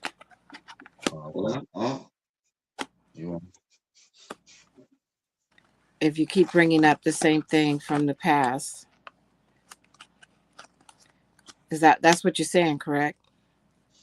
Yeah, bring up old arguments, basically. And then what you say after that? Is revisiting old wounds unfair? This am I using the word correctly? Manipulating words, Manipulative. different words, Yeah. right? So there's a trigger there. If you're talking Yeah. about the present, whoever will do it with that petty will definitely bring that up. Well, you did this. And as when you say, well, you did this, that's past. Mhm. Instead of like, I need you to move on from that. You feel what I'm saying? So it's a catchy situation because you can get easily manipulated into to knowing what you're talking about, to slipping and talk about the past. Whoever's conniving that way. Gaslit. You feel me? So it's hard. It's definitely hard to not revisit it if the partner is their intentions is to not talk about the present. But you know what I mean? Like already premeditated. Yeah. You feel me? Playing chess. It was just earlier, playing chess, get the fuck out of there quick type shit. Mm-hmm. So it's just the who's being manipulated the most, the male or the female. Because you can get suckered in some old shit, even being headstrong. I land. I agree. I agree. Did you say gaslighting, brother Yeah. Manny? Yeah. Yeah. Yeah. Gaslighting. Somebody making you believe something that is totally not real. And No, it's like you not that. said, It was real. It was the past. no, if they're baiting you into we're past. talking about something that happened today, Right. but I bring up something that happened 2 months ago. That's what I originally wanted to talk about. I'm only this incident only happened because I still want to talk about 2 months ago. So they gaslit you. They roped you in. They reeled you. You feel me? It wasn't playing with you. I'm getting the fuck up out of there. I played chess, not checkers. I see it. It's definitely unfair because y'all should have emotional intelligence and preventative tools to not revisit old wounds. There's nobody that As you said it yourself, you get gaslit. Can't help it. I mean, but if you can recognize it, you know. By identifying it, even if this is your first time it happening to you, in order to identify something, you would have to have it happen to you or been around it. It's better from experience versus point of view. So I would say definitely it's unfair because there should be better emotional intelligence between both of y'all to know that this is not a place that we're moving forward. And this is a step back. We're moving back with this stuff, with the old stuff. If we're trying to present something new, we got to move forward. Forward. Hold on. Did everybody land? Did y'all want to finish your thoughts on? Well, I have to agree with the gaslighting. Part of that specific dynamic, and it also revisit what we spoke about earlier in relation to keeping things in the past. You know, instead of moving forward, and a lot of times people do that, like you said, just to if you're gaslighting someone, it's because you don't want to. It's very hard when a person gaslights. Oh my God. Ugh. And you can't even solve the current situation at hand because every time you try to deal with what's in the present, they're always bringing up something from the past. Mm-hmm. It's one of the worst. Personally, when if that it continues without any growth and healing, I have to leave the relationship. Um, because it's not peaceful. It's not peaceful, and they use things like I've been in situations, not even just in relationships, but even in friendships. Like it's like they save stuff. It's like they have an account where they deposit stuff from the past, and just at the Mhm. right time they come and take a withdrawal and a gaslighting withdrawal on your ass. For And you're sure. trying to deal with something that happened today, and they're bringing something up that happened 6 months ago that you haven't even thought about. And You thought it was over. You thought yes, that we could yes, that we've grown since then. That we could, if something else comes up, we can attack it and handle it. Nope, you're still dealing with somebody who was immature. yeah, that's not healthy. If there's no growth there, there's no growth there. And if it continues, I mean, you could have a one incident, but if it continues over time, months, years, uh, Gotta ooh, go. yes, no, there's no growth there. Like, Yeah, and I months, land you on. may not want to get to the months and the years, like we explained earlier. Cortisol levels, blood pressure.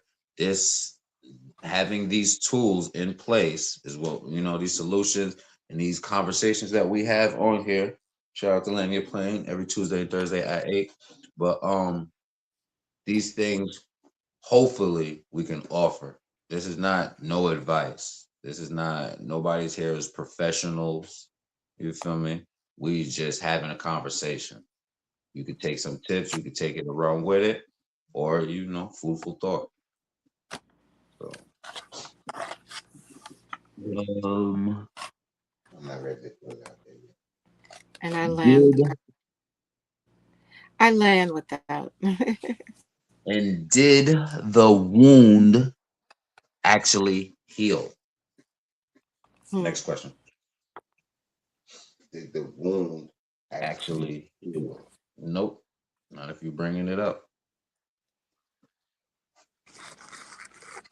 Nope. If you cut yourself, you are looking to heal that wound. You use aloe vera, band-aid, hydrogen peroxide, whatever you could do to clean that cut to bring it back to a place to have skin. You don't go fucking with it and do every time keep ripping off the scab and digging the cut deeper to see blood make it cut to make that wound to stay a wound. The wound is trying to heal itself. So why would one person keep ripping the scab off, making it bleed, digging deeper into the cut? So you want the answer to be love? When is there accountability? I'm not hearing though accountability. Like if somebody's telling me about stuff that keeps happening that I'm doing, it seems like they're giving me accountability. Like your actions are not matching up. So I'm applying you because you keep forgetting because clearly you hear me again. Or Let's remind you that things did happen prior to this too. And if you would have probably took care of these things that I'm still talking about, then maybe this thing probably wouldn't be here. I feel okay, like it's accountability. goes back to the trash situation. Let's these folks sit down and say, okay, this is I think your it's end. accountability. I mean, Right? like when you say keep bringing it up, well, kept got bring it up because maybe the answer didn't get the way it needed to be answered, or it didn't look the way it needed to be looked, or it's a reason. And you said it's gaslighting, some to bring up another conversation. I feel like it's accountability. If you're doing that, if you got to tell somebody, well, don't forget a month ago you just did this. You said, I like that. It's Control, not it's control. adding up. Forgot about something you did to me, and I'm reminding you. I don't think that's gaslighting. And if I didn't say nothing to you in that time, how you know that I wasn't trying to figure out what was going on before I even lashed out or said something to you? Maybe I'm trying to figure out why this is going on as well. But now that that situation has passed and time has grown, and now I'm seeing different things, including what you just did, that's making me feel like, yeah, then I should have said something then because now I didn't have an understanding. If I probably would have got an understanding, I would have left then. I would have left the friendship or I would have left the relationship then. I didn't give myself that chance. I let time fly so I could get an understanding. That's why it keeps bringing up because I'm not, maybe that person ain't getting that understanding. Maybe they're not hearing what they want to hear or see what they want to see. Maybe you just not want to understand it. They're probably clearly, displaying their actions or their demands or Okay, and you you could just resist them. you could say, I don't know if this fits, but I think it does. I could be dumb to it, but when we were young, my mother swept the pile of dirt, and she did that to see who would pick it up, right? Okay, we're all grown, and mother got the door open, right? So 2 of her kids are in the house, and she did the same exact thing. Sweep the dirt up to see who would get it. Now we're grown. Pick up your own dirt. Is that no? Because that's what we were looking at it like. It's not really opening up an old wound, or what wound? What was the question? Yeah, I think What wound? because that did something to us back in the day, right? Did the wound actually heal? Okay, right. So back in the day when she did it, and we don't pick it up, we're getting cursed out, type of beating, type shit. You feel me? I told you you need to clean. She's teaching us. Boom, boom. Now you taught us to if you feel me, sweep it up, you pick it up, and what the siblings did is went in the room and reminded each other. And then she just do this shit when we was like 7, 8 years old. Like what the fuck? Like she's still on that shit. Nah, it's different. When you taught us, so when you clean up, when you know what I mean, sweep the dirt, you pick it the fuck up. I land up playing. I don't think. Is it kind of like that? But so did you hear the person that told you to pick up the dirt? It was Who kind of, healed in that? I was trying. Would Go you ahead, just what's say, your thought? Sonny? I was asking Jim who healed in that situation. Was it the ones that picked up the dirt, or the person that taught you to pick up the dirt? That's what we're talking about right now. Is who healed? Yeah, good question. Who healed?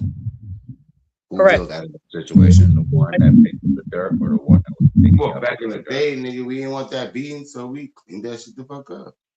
But that we didn't heal from it. So you feel me? So Like I didn't heal. she did it again when we were fucking.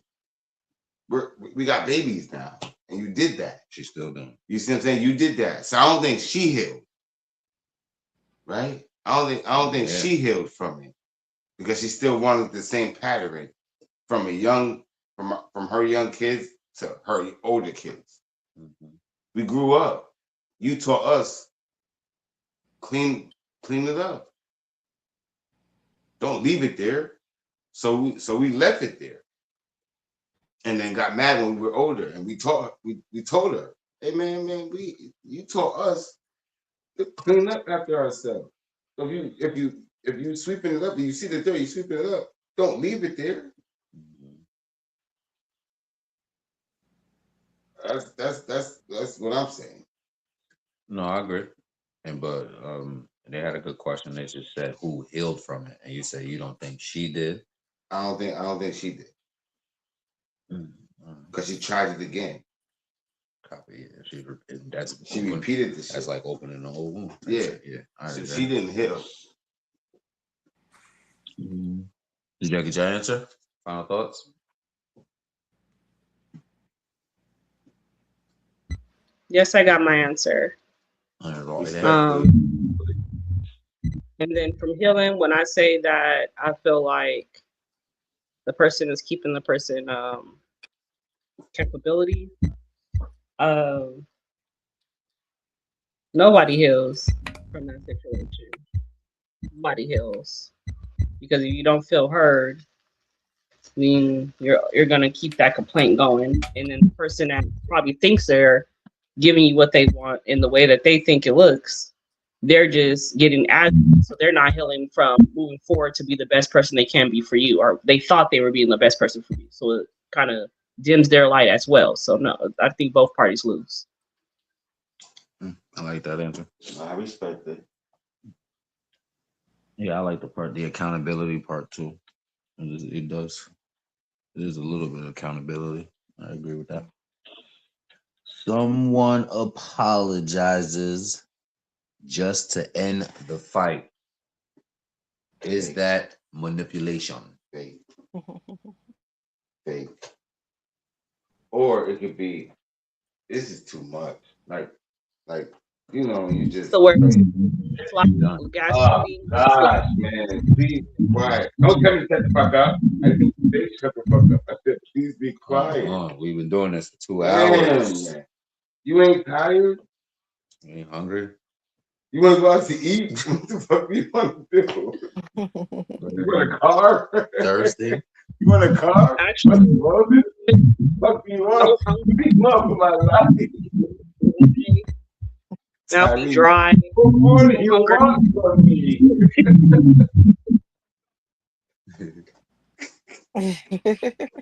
You're gonna have me start crying, and I'm gonna go to Tyrese. What more do you want from me? I win. I was just making a joke. Is that manipulation? Apologize just to end the fight. Apologizing just to end the fight. Usually in those moments, it's insincere. And I know, I worked in a male dominated profession before. Men, they want peace most of the time. So they will definitely apologize probably sooner than most women just to end the fight. But You know I love you, right? You know I love but you, right? I think in either party, You whether know I it's love you, right? yes, I know I love you too, Okay, brother. then go on, speak. And but I think in either situation, just to apologize just to end a fight, is it manipulation? I definitely think it's a form of insincerity, and I think it could Hold on 1 second, ladies. Y'all keep it going. I'll be right it back. could eventually become manipulation.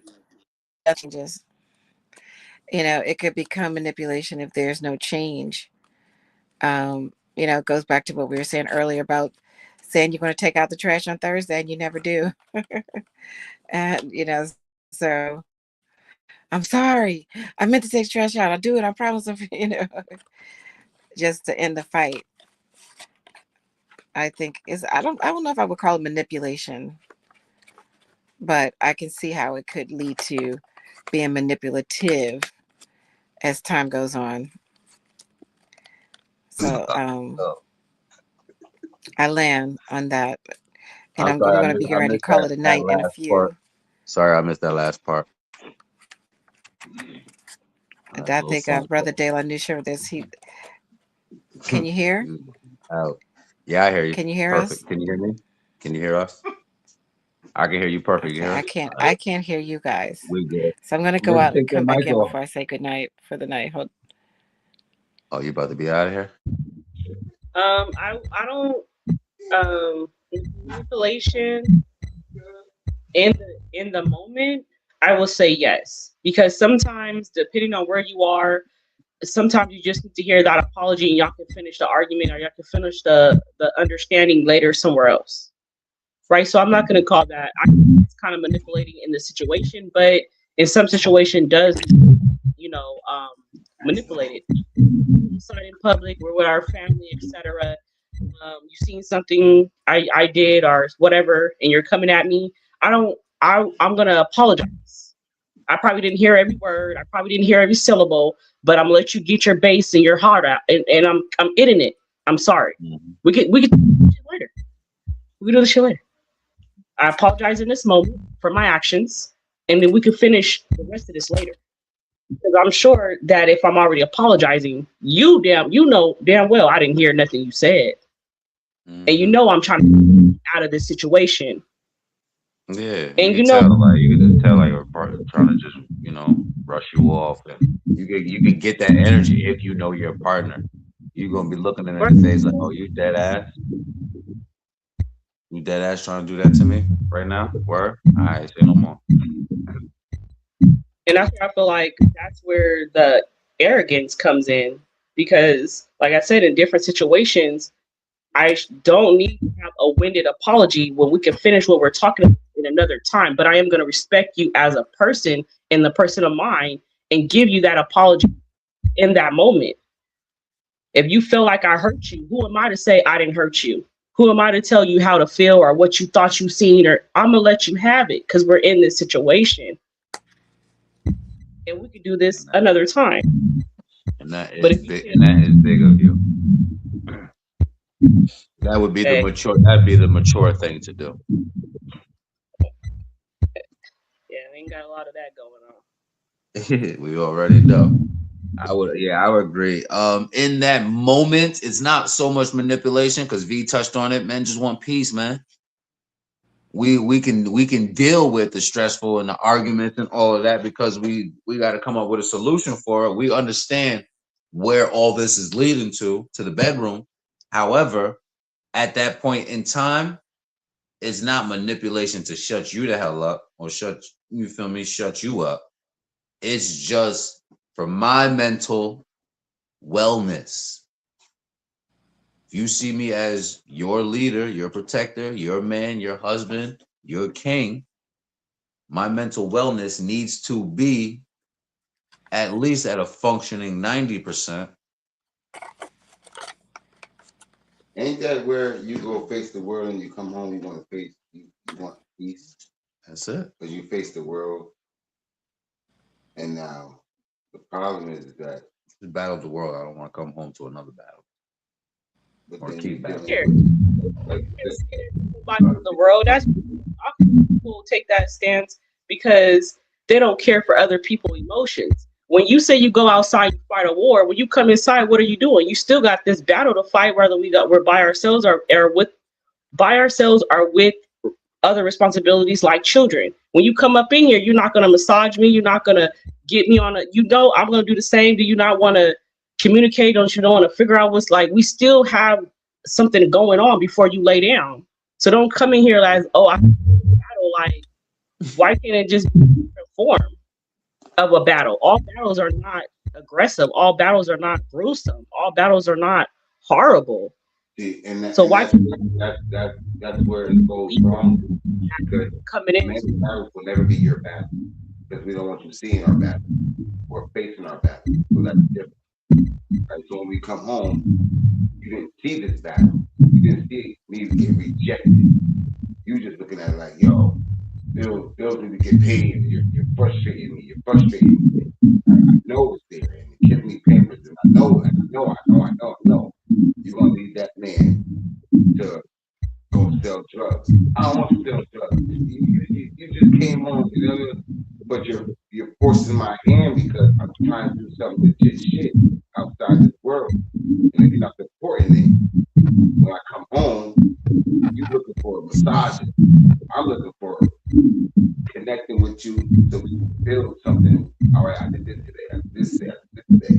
And you neglect two of the things that I did today because kids made you mad. Grown people make me mad. Kids shouldn't make you mad. You should enjoy the kids because I'm doing this for the family. But if I come home and you upset because you changed eight fucking diapers, then change the food. So it won't be 18 diapers you change in one day. Change the food up. No, know that y'all both had battles that y'all had to do in the world. We're not doing that. We're not doing that. No, y'all we're never gonna do that. I'm just saying, but you're giving them. That's what Sonny just said. No, she has to be present in that moment to where if we're arguing about what we're arguing about, yes, I apologize for it in that moment, and not to bring it up or anything. If I come home and the energy, you feel it, then respect the energy. Give me a minute. Let me get my bearings together. You know what I mean? You that type of woman to the man. She right? could be that too. She could have been having, dealing with the kids. Nowhere in the world. If you're inside the home where it's safe at, and there's two kids, you're frustrated like me. It's not to say Absolutely it's not. not to say It's, who okay, is so it's more different. frustrated. No, it's different. We want to protect you and provide for you. So, okay. And we both agreed on having 2 kids. Mhm. You know the job having 2 kids. And you know the job that we talked about. I'm going outside and I'm getting rejected 24/7. I'm still going outside. One day I'm just upset. I just want love. And that day that the 3-year-old was just running around and you couldn't maintain them. That's your job. So when I come home off of doing this, you're gonna tell me your kid didn't listen today, running around and he's acting crazy. I don't need to hear that. No, but the only thing I don't agree with what you're saying is you don't get to say whose stress is more. Men's different. It's different. It's a yes. fact. But you don't get to say whose is more it's a because fact by percentages. If the woman's in the house, she can't equate. She can't say my day was more stressful than you as you coming in the door from a stressful day. So nobody gets to pick whose day was more stressful. That's why I gotta come to. The question was what it was. Who come? Who what? I got you home. Is that manipulation when someone? Oh no, we did that. No, my bad. Partner with you. Which one we was doing? Which one was we on? Co-pilot. Oh, is that manipulation? Yeah. Someone apologizes. If a person apologizes. Someone just apologizes for the sake of keeping peace. Is that manipulation? Is it an insincere apology? Yeah. Just for the sake of keeping peace. Better question. Okay, respectfully now, you know what I mean? I'm not saying that her shit wasn't stressful, but we're walking if we don't have a car. All you doing is walking around the house. We're walking if we don't have a car. Or you got the car because you got the kids. So we give up that. We give up a lot of shit as a man. I'm not saying your shit ain't stressful, but at least you can take the kids to the park. Take them for some ice cream. Take them to McDonald's. You said you can do that at home.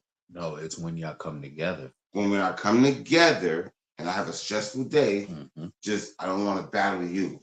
Now I want to just hug my 2 kids. So even the house, even the men do this. Too though, we'll still come home and still represent. Right now, he's talking about you want to walk in the house and you want peace. Are you bringing peace in the house too?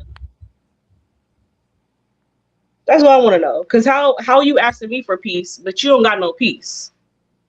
I'm having a bad day. You having a bad day, but I got. Yeah, who cursed me out? My bad. I backed out for 2 seconds. Who cursed me out? What you were saying, Sonny?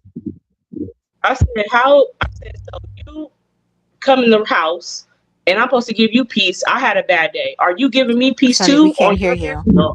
What I said this just now before he did this. I said even most men will have a stressful day. Don't want to let you know about it. And if you have that type of man, she'll come back. Okay. If you have that type of man, then guess what he will do? He will forget about what goes on in there, not let you know what going on outside, and come home and relax you.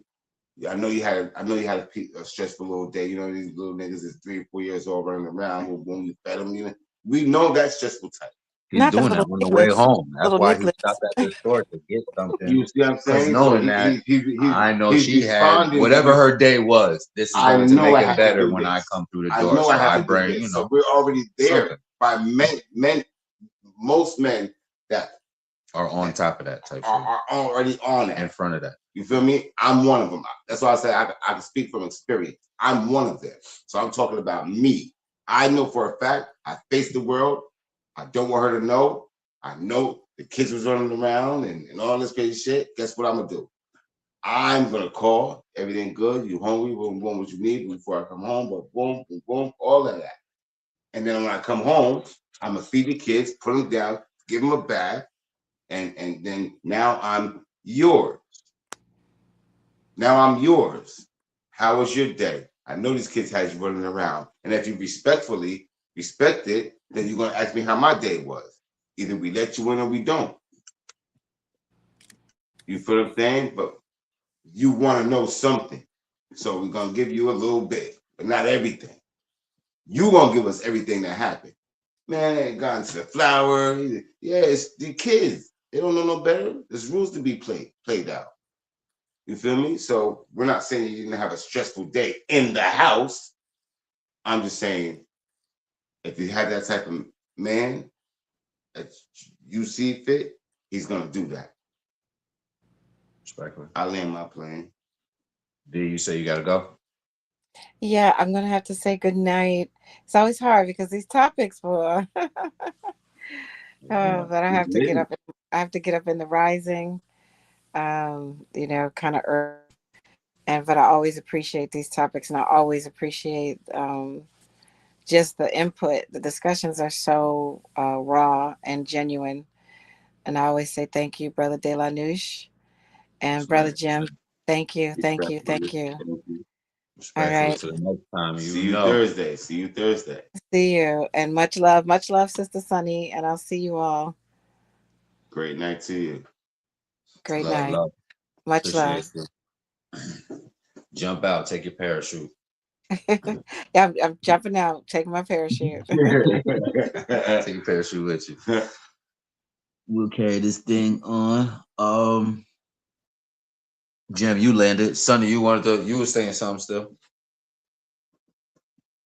Still on the same comment of saying when I come home, I don't want to I don't want to battle my wife, and it's like I want peace at home, and it's like, well, what does peace look like? But he changed it up in exchange that he'll be helping to express what's going on within the home. But a lot of men, and I'm going to say a lot of men, because that is true, we can pull it up on Google, that before they get home, they don't want to go in the house because they know the kids is running around. And they know that mama is trying to get them to stop. And they know that mama needs to quit getting, and they know that homework has to be done, and they know, and they don't, and they sit out. They had a whole guy go viral on TikTok where he's sitting outside for an hour and a half after work. His wife thinks that he's shopping, but he's not shopping. He's been sitting outside. She goes outside and says, "Hey, what are you doing? You gonna go shopping?" He goes, "I haven't went shopping yet." So what have you been doing? He's been sitting right there in the car. So why you haven't came in? So because I don't want to deal with that. That's exactly what he said. I don't want to deal with that. Your kids, the house you built, the wife you want. Then she goes, well, let's go to the store together. I know y'all seen this. And he locks the door and drives away. I see. No, I seen didn't see I that. seen something similar to that where The United States, all he races, came home from all work. races. He came home from work and he had like 4 or 5 McDonald's sandwiches, and he ate them all. And then she ran out there and was like, "Yo, where the kids' food at?" He's like, I ate that shit because I ain't want to go in there, but I ain't want no parts of that shit. I was hungry." And that selfish type shit, but it was like a skit type of funny shit. But things like that happen, like you just said. Things like that happen. Yeah, those are them percentages of the niggas. Every day. So when I say peace, what do you mean peace? That's why I said peace, but then you start saying about how you want to help. And that's where you're going to find your peace in the future. Is that if you do have a home that needs to be filled with love, when you get there, you have to believe that before you get there, that you're still going to need to reduce that anger, reduce that anguish, reduce that liability that you were when you were in the earth, in the world. And when you get here, it's nothing but love. And I think a lot of people forget that part because it is hard. Love is not always easy. Even if you don't have any kids and you're just with your partner, you still have to go into that home and still show that person love. I'm angry, let me calm down. Okay, cool. You should have did that before you came home. Because when you enter this door, you're giving me your energy. I see you angry. I can't calm you down. Now you make me feel like I'm not enough or I can't progress. Oh, let that person do himself. Some people, it'd be like all day till they go to sleep. You don't want to be touched. You don't really want to talk to. Oh, I had a hard, long day at work. I don't want to talk right now. I don't want you to touch me. But you want to put, oh, Further let me thing from stop. my Because mind when I come you home know is what? not being touched by a woman. That's the further thing from my mind. I need that reassurance. Like, give me that energy so I can go back out and do it again tomorrow. long as you there with me, I'm there with you. So when I come home, I already know what it is. You feel me? That's just me personally. I put a personal story out there. You call it. Appreciate you sharing that. I agree with both of y'all, man. Oh, second part of that I question agree with you too. is, I agree with you too, son. what does a sincere apology look like? Not on your knees, man. I like face to face. They can feel the energy. Face to face. Sit them down. Music playing. If you did it wrong You like that. know, sometimes Come on, it doesn't auntie. even need to have no words. Some people like reinsurance, but if someone's asking you something and you start to do it, you know, that should be itself. Like, if you're doing it, then you shouldn't have to worry about that, I feel like. I think a sincere apology looks like when your partner, when it comes off unexpected, like they're shocked, surprised. They didn't expect this from you. You feel me? That's when it's sincere. I mean, you still, even there's, you still can shock your partner, or your partner could act surprised or shocked. I think the You only feel way me? you get shocked is CeeLo, if you get fuck proposed. is good. You heard me? My God. If he proposed to you, that's the only way you can get shocked. Nah. If you can get shocked in an argument, I'm pretty sure there's a good way where 10 plus years you still can be surprised or shocked. There's not every box that's been checked off. Because like Sonny said, I gave you I don't 5 think years there's to no work on such it. thing as love. The love that people are looking for are the work that they're not doing. They think by just saying it, that's it and it's all. No, love itself is work. I have to go do something in order to show you why this emotional or this feeling I have for you. I can't just keep telling you. That's a Western civilization, a Western man thing, a Romeo and Juliet, a Cupid. You feel me? That's their way of loving somebody. Reason why the white woman started, you feel me? Got women wanted their own rights because they was tired of hearing that shit. Because it wasn't being reciprocated. White man could tell them all goddamn day, I love you, I love you, I love you. But out here with Big Mama. Yeah. So it's not so much the love that people sought after, it's the work that they're not doing in order to, which is the bond and the connection for what y'all think is love. Love is invisible. But when you're working on it and working towards, you feel me? Filling up these people, your partner with What you just emotions, say? feelings. Working towards what? I forgot what I said. You gotta rewind it. I'm freestyling low key. CeeLo, what up? But What's up, yeah, family? love is What's up? What's up? invisible. Love is invisible, but the work you do towards it My shows it background's that like people loud right really now, do. so I'm on mute with it. Yeah, I figure you got mad music in the back. You got mute it up, mute it up.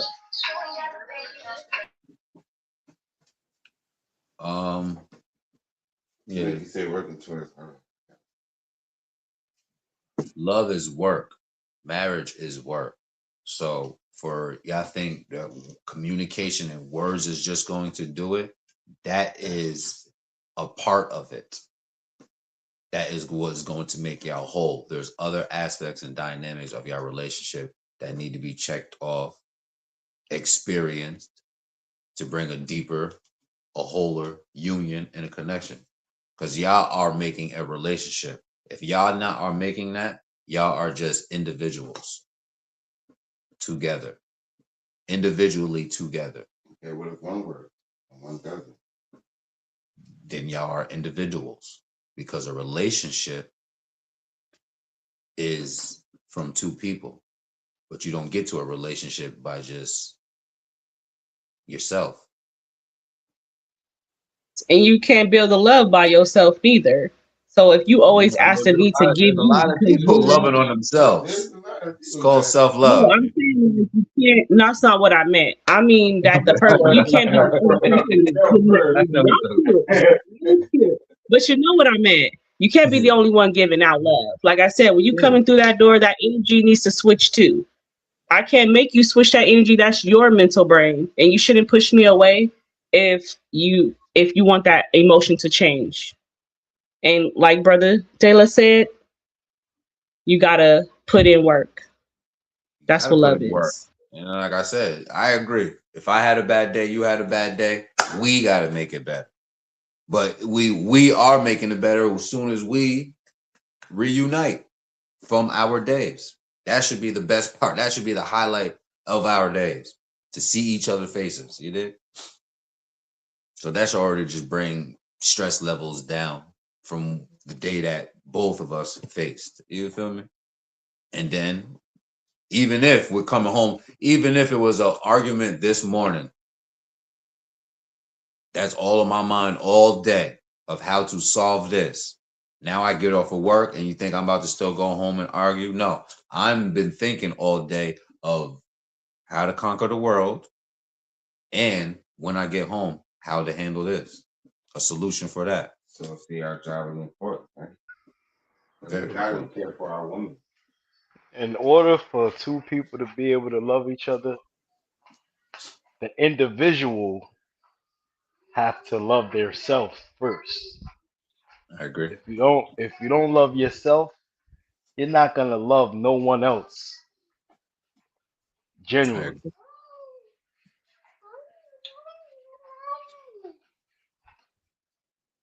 No, yeah, respectfully. Now I see that, King, because if it's always woo me, then you could never give that love out to somebody else. If you come in the house like, oh yeah, I work outside and my life is so hard when I'm outside. I just want pure peace when I come in. It's always a woo me.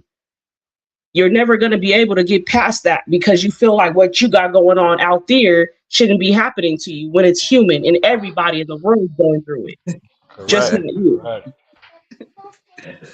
It's It's just being mindful of the other person, being aware of when they going through something and when you have to yeah, be there. and we all going through something, man. Everybody is going through something. Always don't ever not acknowledge and not know that somebody's always going through something, That's a good or fact. bad. Word. I appreciate y'all. I love y'all, man. Y'all have a great night. I'm still listening. Let me get to a commercial. You heard Yes, me? sir. Yes, sir. Tesla, we still in the building. Oh no, Tesla evaporated. She out of here. She jumped off the flight. All right, yeah, let me hit two Grab the commercials right parachute. quick. Introducing PKNY OG, where street culture meets premium quality. Premium hats, bold hoodies, men, women, and the next generation. Wood strong, worn, proud. Crafted with the Wood strong mindset, rooted, resilient, original. This isn't just fashion, it's identity. PKNY OG, wear the legacy. Tap the link. Join the movement. This book is dangerous, not because it tells you what to think, but because it shows you who's been thinking for you. It exposes the illusion, the script, the invisible leash. After Cosmiscuous, you won't hear music the same. You won't see mirrors the same. You won't even see yourself the same. Warning. Side effects include awareness, freedom, and irreversible growth. Cosmiscuous. Read at your own awakening.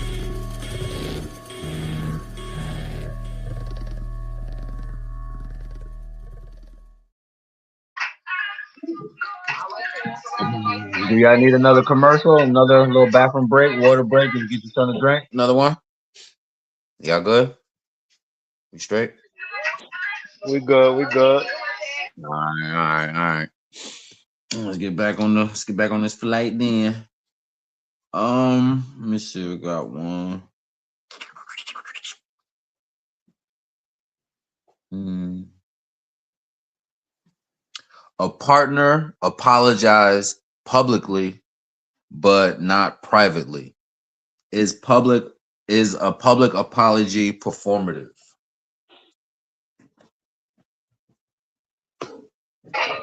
I believe it is because why you have to prove an apology to the world? Respectfully, yeah. Why could you?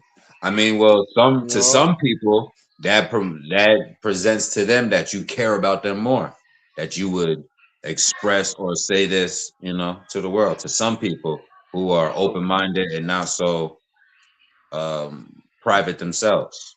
Okay, from that perspective, I wouldn't. If it's the truth and it's genuine and it's meaningful, then I wouldn't mind publicly apologizing. I own up to my wrongs. I wouldn't have no problem apologizing. Respectfully, Sunny Moon, is public apology performative? It could be. It could be. I mean, just because it happened in public doesn't mean you gotta apologize in public. And again, it depends on the person, but I feel like it could be. You know, I'm a personal person, so I definitely want my sorries in my face.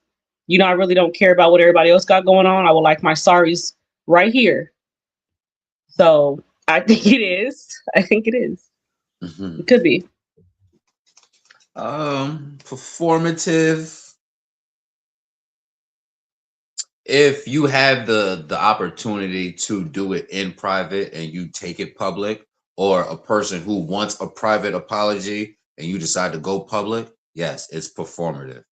And if they know your character and they know, like, you feel me, you're a social media person, you're a musician, you're a person that is normally in the public, then yeah, you probably would take that route to show, because you're already comfortable in that, you feel me, that arena, in that area, in order to portray it to your matter of fact, privately would be better, because since you are such a public person, it would be better that you do this in private, because you're normally, you feel me, in the public and on social media, at shows, shaking hands, networking, doing things like that. So a person I would think, would respect it more if it's being done privately, because of your character, I guess, who you are. So forth. That's a good point. Why does private accountability matter?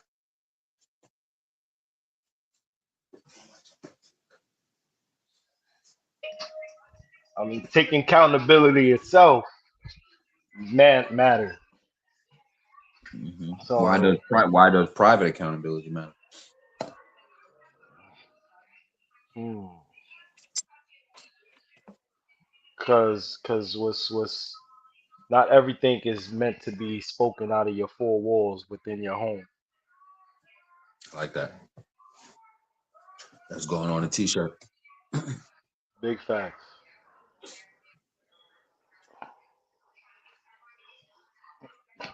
And that wouldn't be performative. That would be privito. Yeah, Sonny, why does private accountability matter?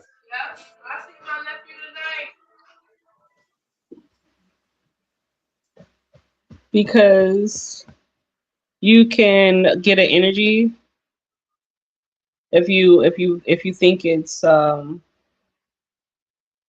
if you want to believe it. You know, sometimes reading it isn't enough.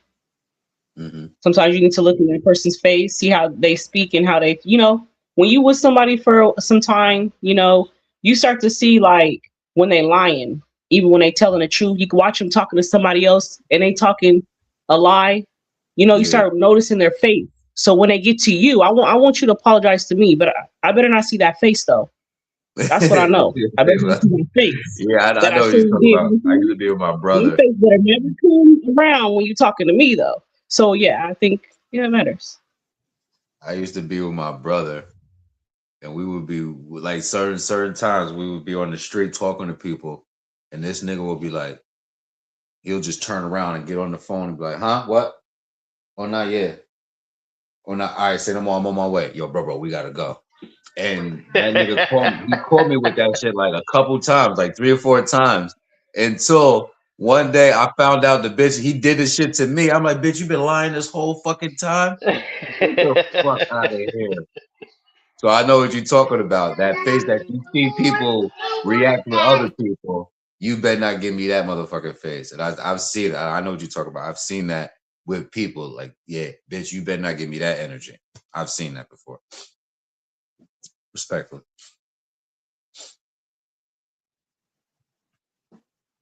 Accountability. Does it private accountability matter?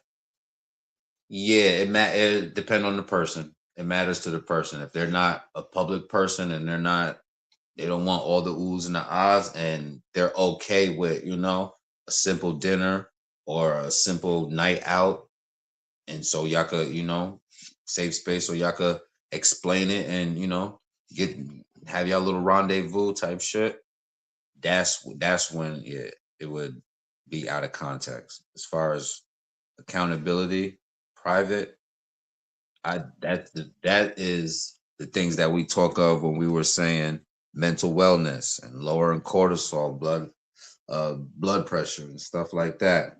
This is reclaiming energy, and this is healthy for your partner, healthy for you and your partner. Longevity, so y'all could have a long, healthier relationship and healthier lives. Why wouldn't you, if you could do something that can create a healthier life, Right. why wouldn't it create a healthier relationship? Communication is key. You feel me? And I had some more. Let's see who I had. Oh, I had one was Beyonce and Jay-Z. Beyonce used the Lemonade album to explain to explain and hear Jay-Z from his infidelity. Jay-Z used the 444 album to publicly navigate and heal through their infidelity. So Beyonce and Jay could cheat on Beyonce, and Beyonce could find it in her heart of hearts to forgive him. You feel me? She don't have to forgive Jay. Type shit. But how they came to that and how they navigated is they put in that work. They didn't just stop at what has happened and turn on each other. Right. It involves work. Love is work. Love is not love without work. So if you're not putting in the work, that's probably why there's no love.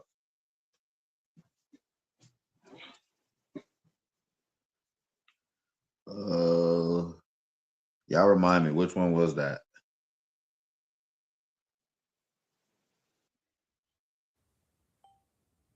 Oh, performative. Second question is. Oh no, we done with that. Um, what we doing? What we doing? Oh shit! Hold on, cuz you better come on live. You know I'm live. You know I'm lit. Now she calling me and she know I'm online. Come on, my girl. What's up with you? Um, we got a couple more. Hold on. I'm gonna go to a commercial ending because we did 2 hours. I'm gonna go to a quick commercial and then I got a couple more for y'all.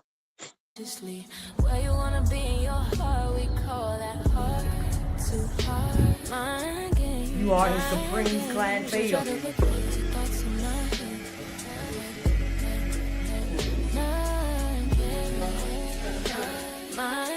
are talking to Vanessa.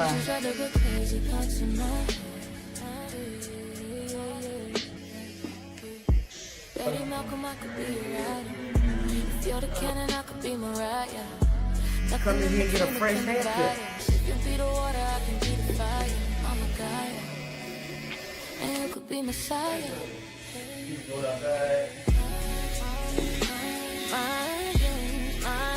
In other words, leave that in here. This is the person that you came in.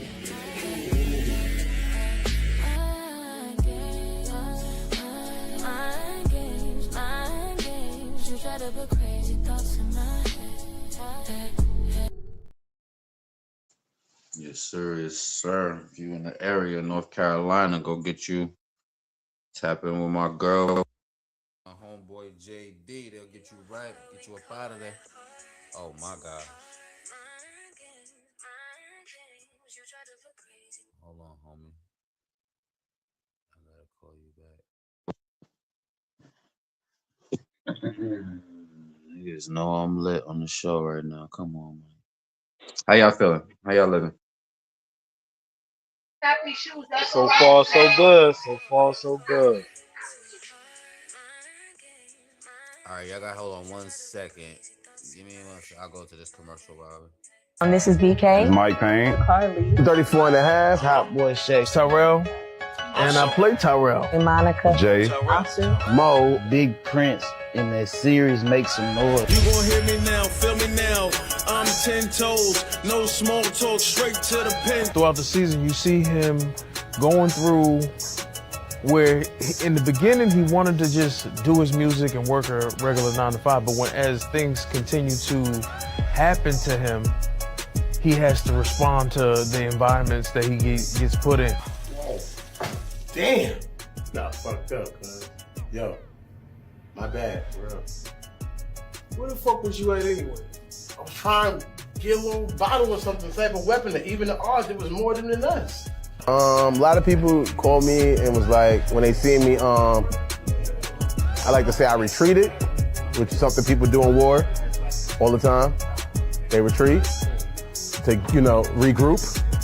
Another word I like to use when I think about that scene. People thought I was like, punani. Nigga, you must not know who the fuck I am, nigga. This my city. Y'all beat his ass. Get up, bitch ass. You ain't talking niggas. We outside. I had people say, you just being you. I ain't gonna lie. I ain't no bully though. I ain't no bully, but yeah, don't take me there, bro. But other than that, yeah, just I'm that nigga, and I definitely feel like I'm that nigga. Oh, that joint never played? Or did it? It did. Oh, it did? I shut it off? Yeah. It played the whole thing or no? It was playing it. Oh, my bad.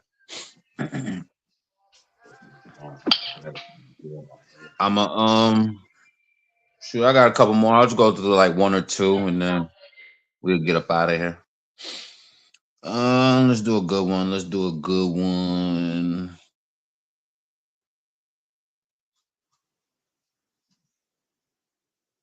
All right, these are the last 2. I like these ones. All right, oh no. All right, yeah, this is a good one. Someone forgives strangers faster than loved ones. Question is, why are loved ones judged harsher?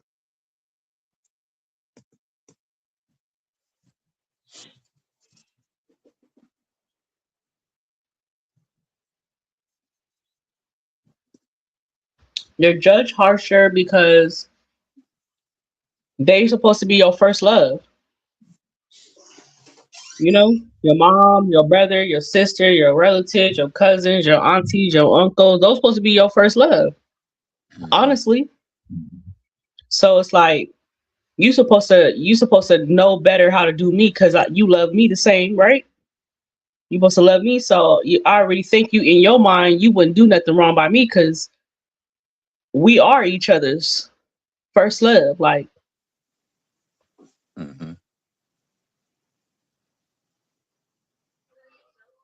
Repeat the question, Meg. Someone forgives strangers faster than loved ones. Question is, why are loved ones judged harsher?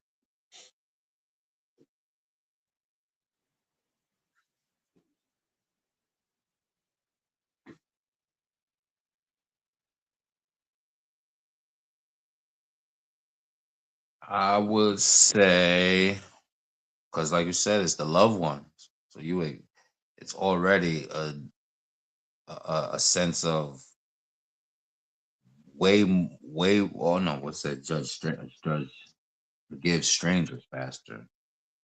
Oh, so loved ones is an expect that since you are my loved one, my family, that you would not do that, and that's usually who does it first or the worst is family. So forgiving a stranger faster than a loved one, yeah, because it's not expected, and it's like family is family. You don't think family is going to do that to you. Right. However, they're the first one. You dig? So when we love someone, we often hold them to the higher standard because we care deeply about their well-being and potential.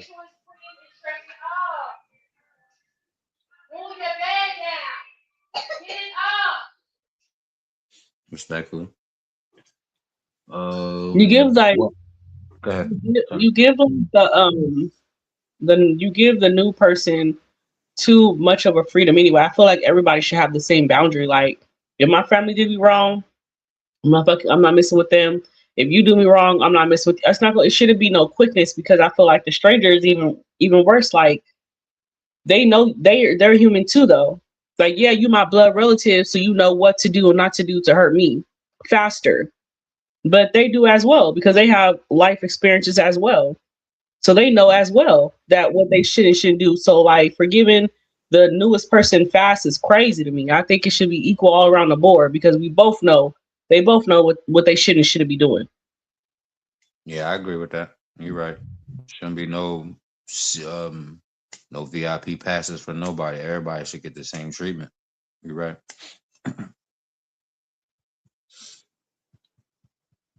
What expectations make hurt deeper?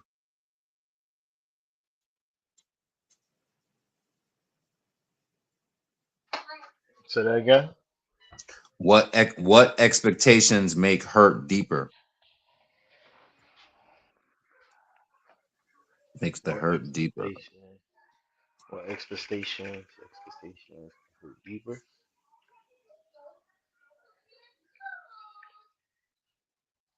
That's a good question.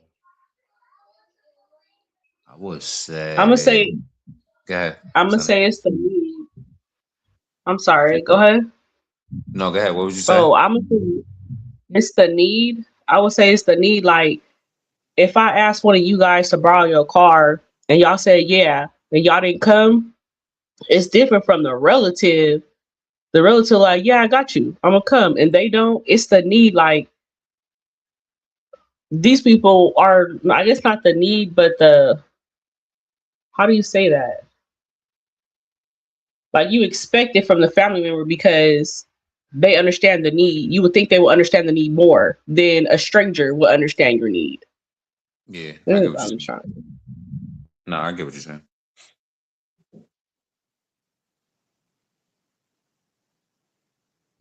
Yeah,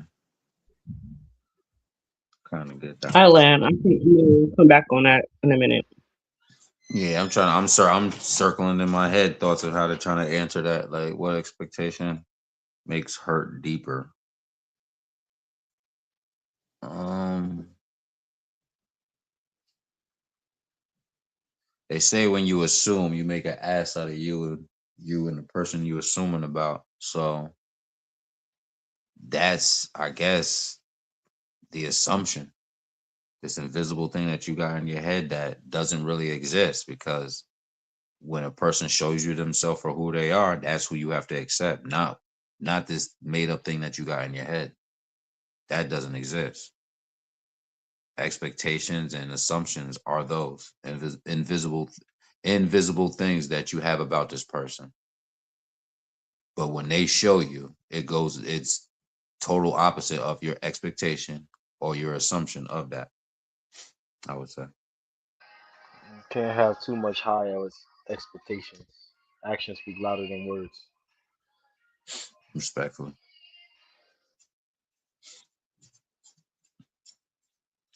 Respectfully. All right, last one, co-pilots, and I appreciate y'all coming all the way to this landing with this flight with me. We about to land. Two people forgive, but the relationship still fails. Question to my co-pilots is, does forgiveness always save relationships?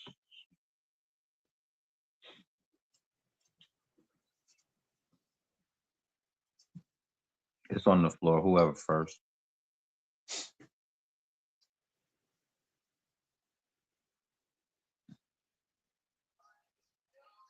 Forgiveness. Always save. Does forgiveness always save relationships? Does it always save relationships? Yeah. Not all the time. Why?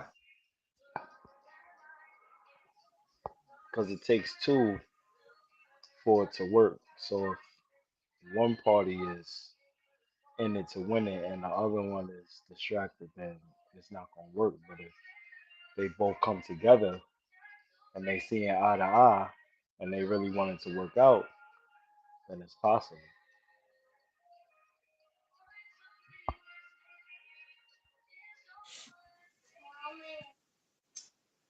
That's what I was gonna say. Is like it can work each time if there's work behind it. You know what I mean? Like I feel like forgiveness, if you can forgive each other and then work on what you're forgiving each other for in that period of time, yes, I feel like it can always. That's why the longevity of relationships are present because they have forgiven each other and they decided for each other to work on each other and make it look like it needs to be. So they don't have to keep asking for those forgiveness from each other. Put in work. Put the work in. Right, right. And they're not showing the same habits as before. Yeah, I would say forgiveness always doesn't work because forgiveness is a part of that communication, and communication is probably 1/4 of your relationship. There's other aspects. There's the physical aspect, and then there's our actual connection, and then the fourth aspect would be the relationship. What in the relationship that both of y'all can't walk away from because of this in the relationship? Sometimes it's kids, but if y'all don't have kids, still, what have y'all have in that relationship that both of y'all can't walk away from? Because that relationship involves y'all, unless y'all just want to be individuals. So we're saying forgiveness always save relationships? No, because there's 4 parts of a relationship that y'all have to become in order for that to be a relationship. And communication, I would say, is one part of that. And forgiveness falls under that communication because y'all have to talk. Somebody, you feel me? Somebody has to be sat down. You have to bring it to somebody's attention type shit. I mean, that's my thoughts, my opinion. I agree with that. When is letting go healthier? Let it go, man. When you see that it's damaging you. I agree. You start having violent thoughts. When you see Violent that you're thoughts, not you say? Viral or violent? violent. Violence. Violent thoughts. Violent. Yeah. Like You don't like mind. You start thinking, I don't mind violent going like to the right. Jeffrey Dahmer or violent like BDSM? BDSM. I'll say, like I said, like when you start thinking like, BDSM ain't violent. That's good. that's what I'm saying. Like if you sit here thinking like, I really want to hurt this person, like it's time for you to rearrange where you want to be in your life with this person. If you start, you could be mad. You could be like, okay, this person's an idiot. You could be like, this is a dummy, whatever. Sometimes I want to pop him on his head. I get it. But when you really don't mind, like jail, I don't, maybe I don't mind going to jail today. I'm gonna go get some. You're gonna catch a case. Go ahead and picture with a tape on your face. You know what I mean? Like when you really start thinking, like, When you I don't thinking about mind. prison and like Lock in me your up. mind, you think you could do Throw away 25 the to life. key. Yeah, it's time to go. Lock You me weighing up. it out like, Throw away the key. 25. Can I go sit If down you for this? have to do that, if you have to weigh it out, leave. It's time to go. Leave. Yeah. Please don't. Please don't. Y'all heard it. Y'all heard it here first, man. Anybody that's watching, please comment below. But I think both of y'all won because today was a good show. Do I have my thing? I don't got it in here. Who the fuck took it out? Somebody took my achievement. I was gonna give y'all an award, man. Somebody took my award out. I appreciate y'all popping out though. For sure, definitely. Yeah. It's always love. No, yeah, everybody got the award, but I ain't got it on here. I gotta go download this shit again somewhere. Somebody deleted it or something. I don't know why it's not up there. It's crazy. But shout out to y'all, man. Y'all got your flying papers, man. Y'all pilots, professional pilots today after this one. Yes, sir. Got mine. Got mine. We been had it. We're gonna close this thing out. I'll meet y'all backstage, all right? Yes, sir.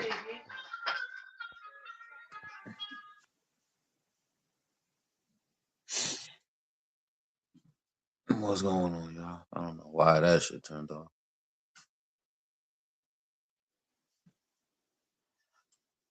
Yeah, I don't know how it did that or why it did that. It should be still.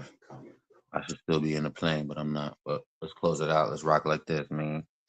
You know, forgiveness sounds simple until you're the one that got hurt. Tonight we saw two kinds of people: the ones who forgive quickly and the ones who never really forget. And both of them think they're doing it the right way.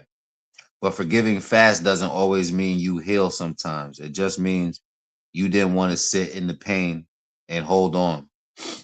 And holding on doesn't always mean you're strong. Sometimes it just means you don't know how to let go, because real forgiveness isn't about pretending it didn't hurt. It's not about giving someone a pass. It's about making a decision about what you're willing to carry and what you're finally ready to put down. And sometimes forgiveness doesn't save the relationship. Sometimes it just frees you from it. So tonight, the real question isn't who forgives faster. It's this: are you actually healing or just choosing a different way to cope? Because you can't forgive someone and still not give them access to you anymore. And that doesn't make you better. That makes you aware. Until next time, watch what you hold on to, release what you don't need, and don't carry pain longer than it deserves. And don't carry pain longer than it deserves. Good night. Ladies and gentlemen, welcome to your destination. Please remain seated until you have properly processed. Keep your mind clear until next time.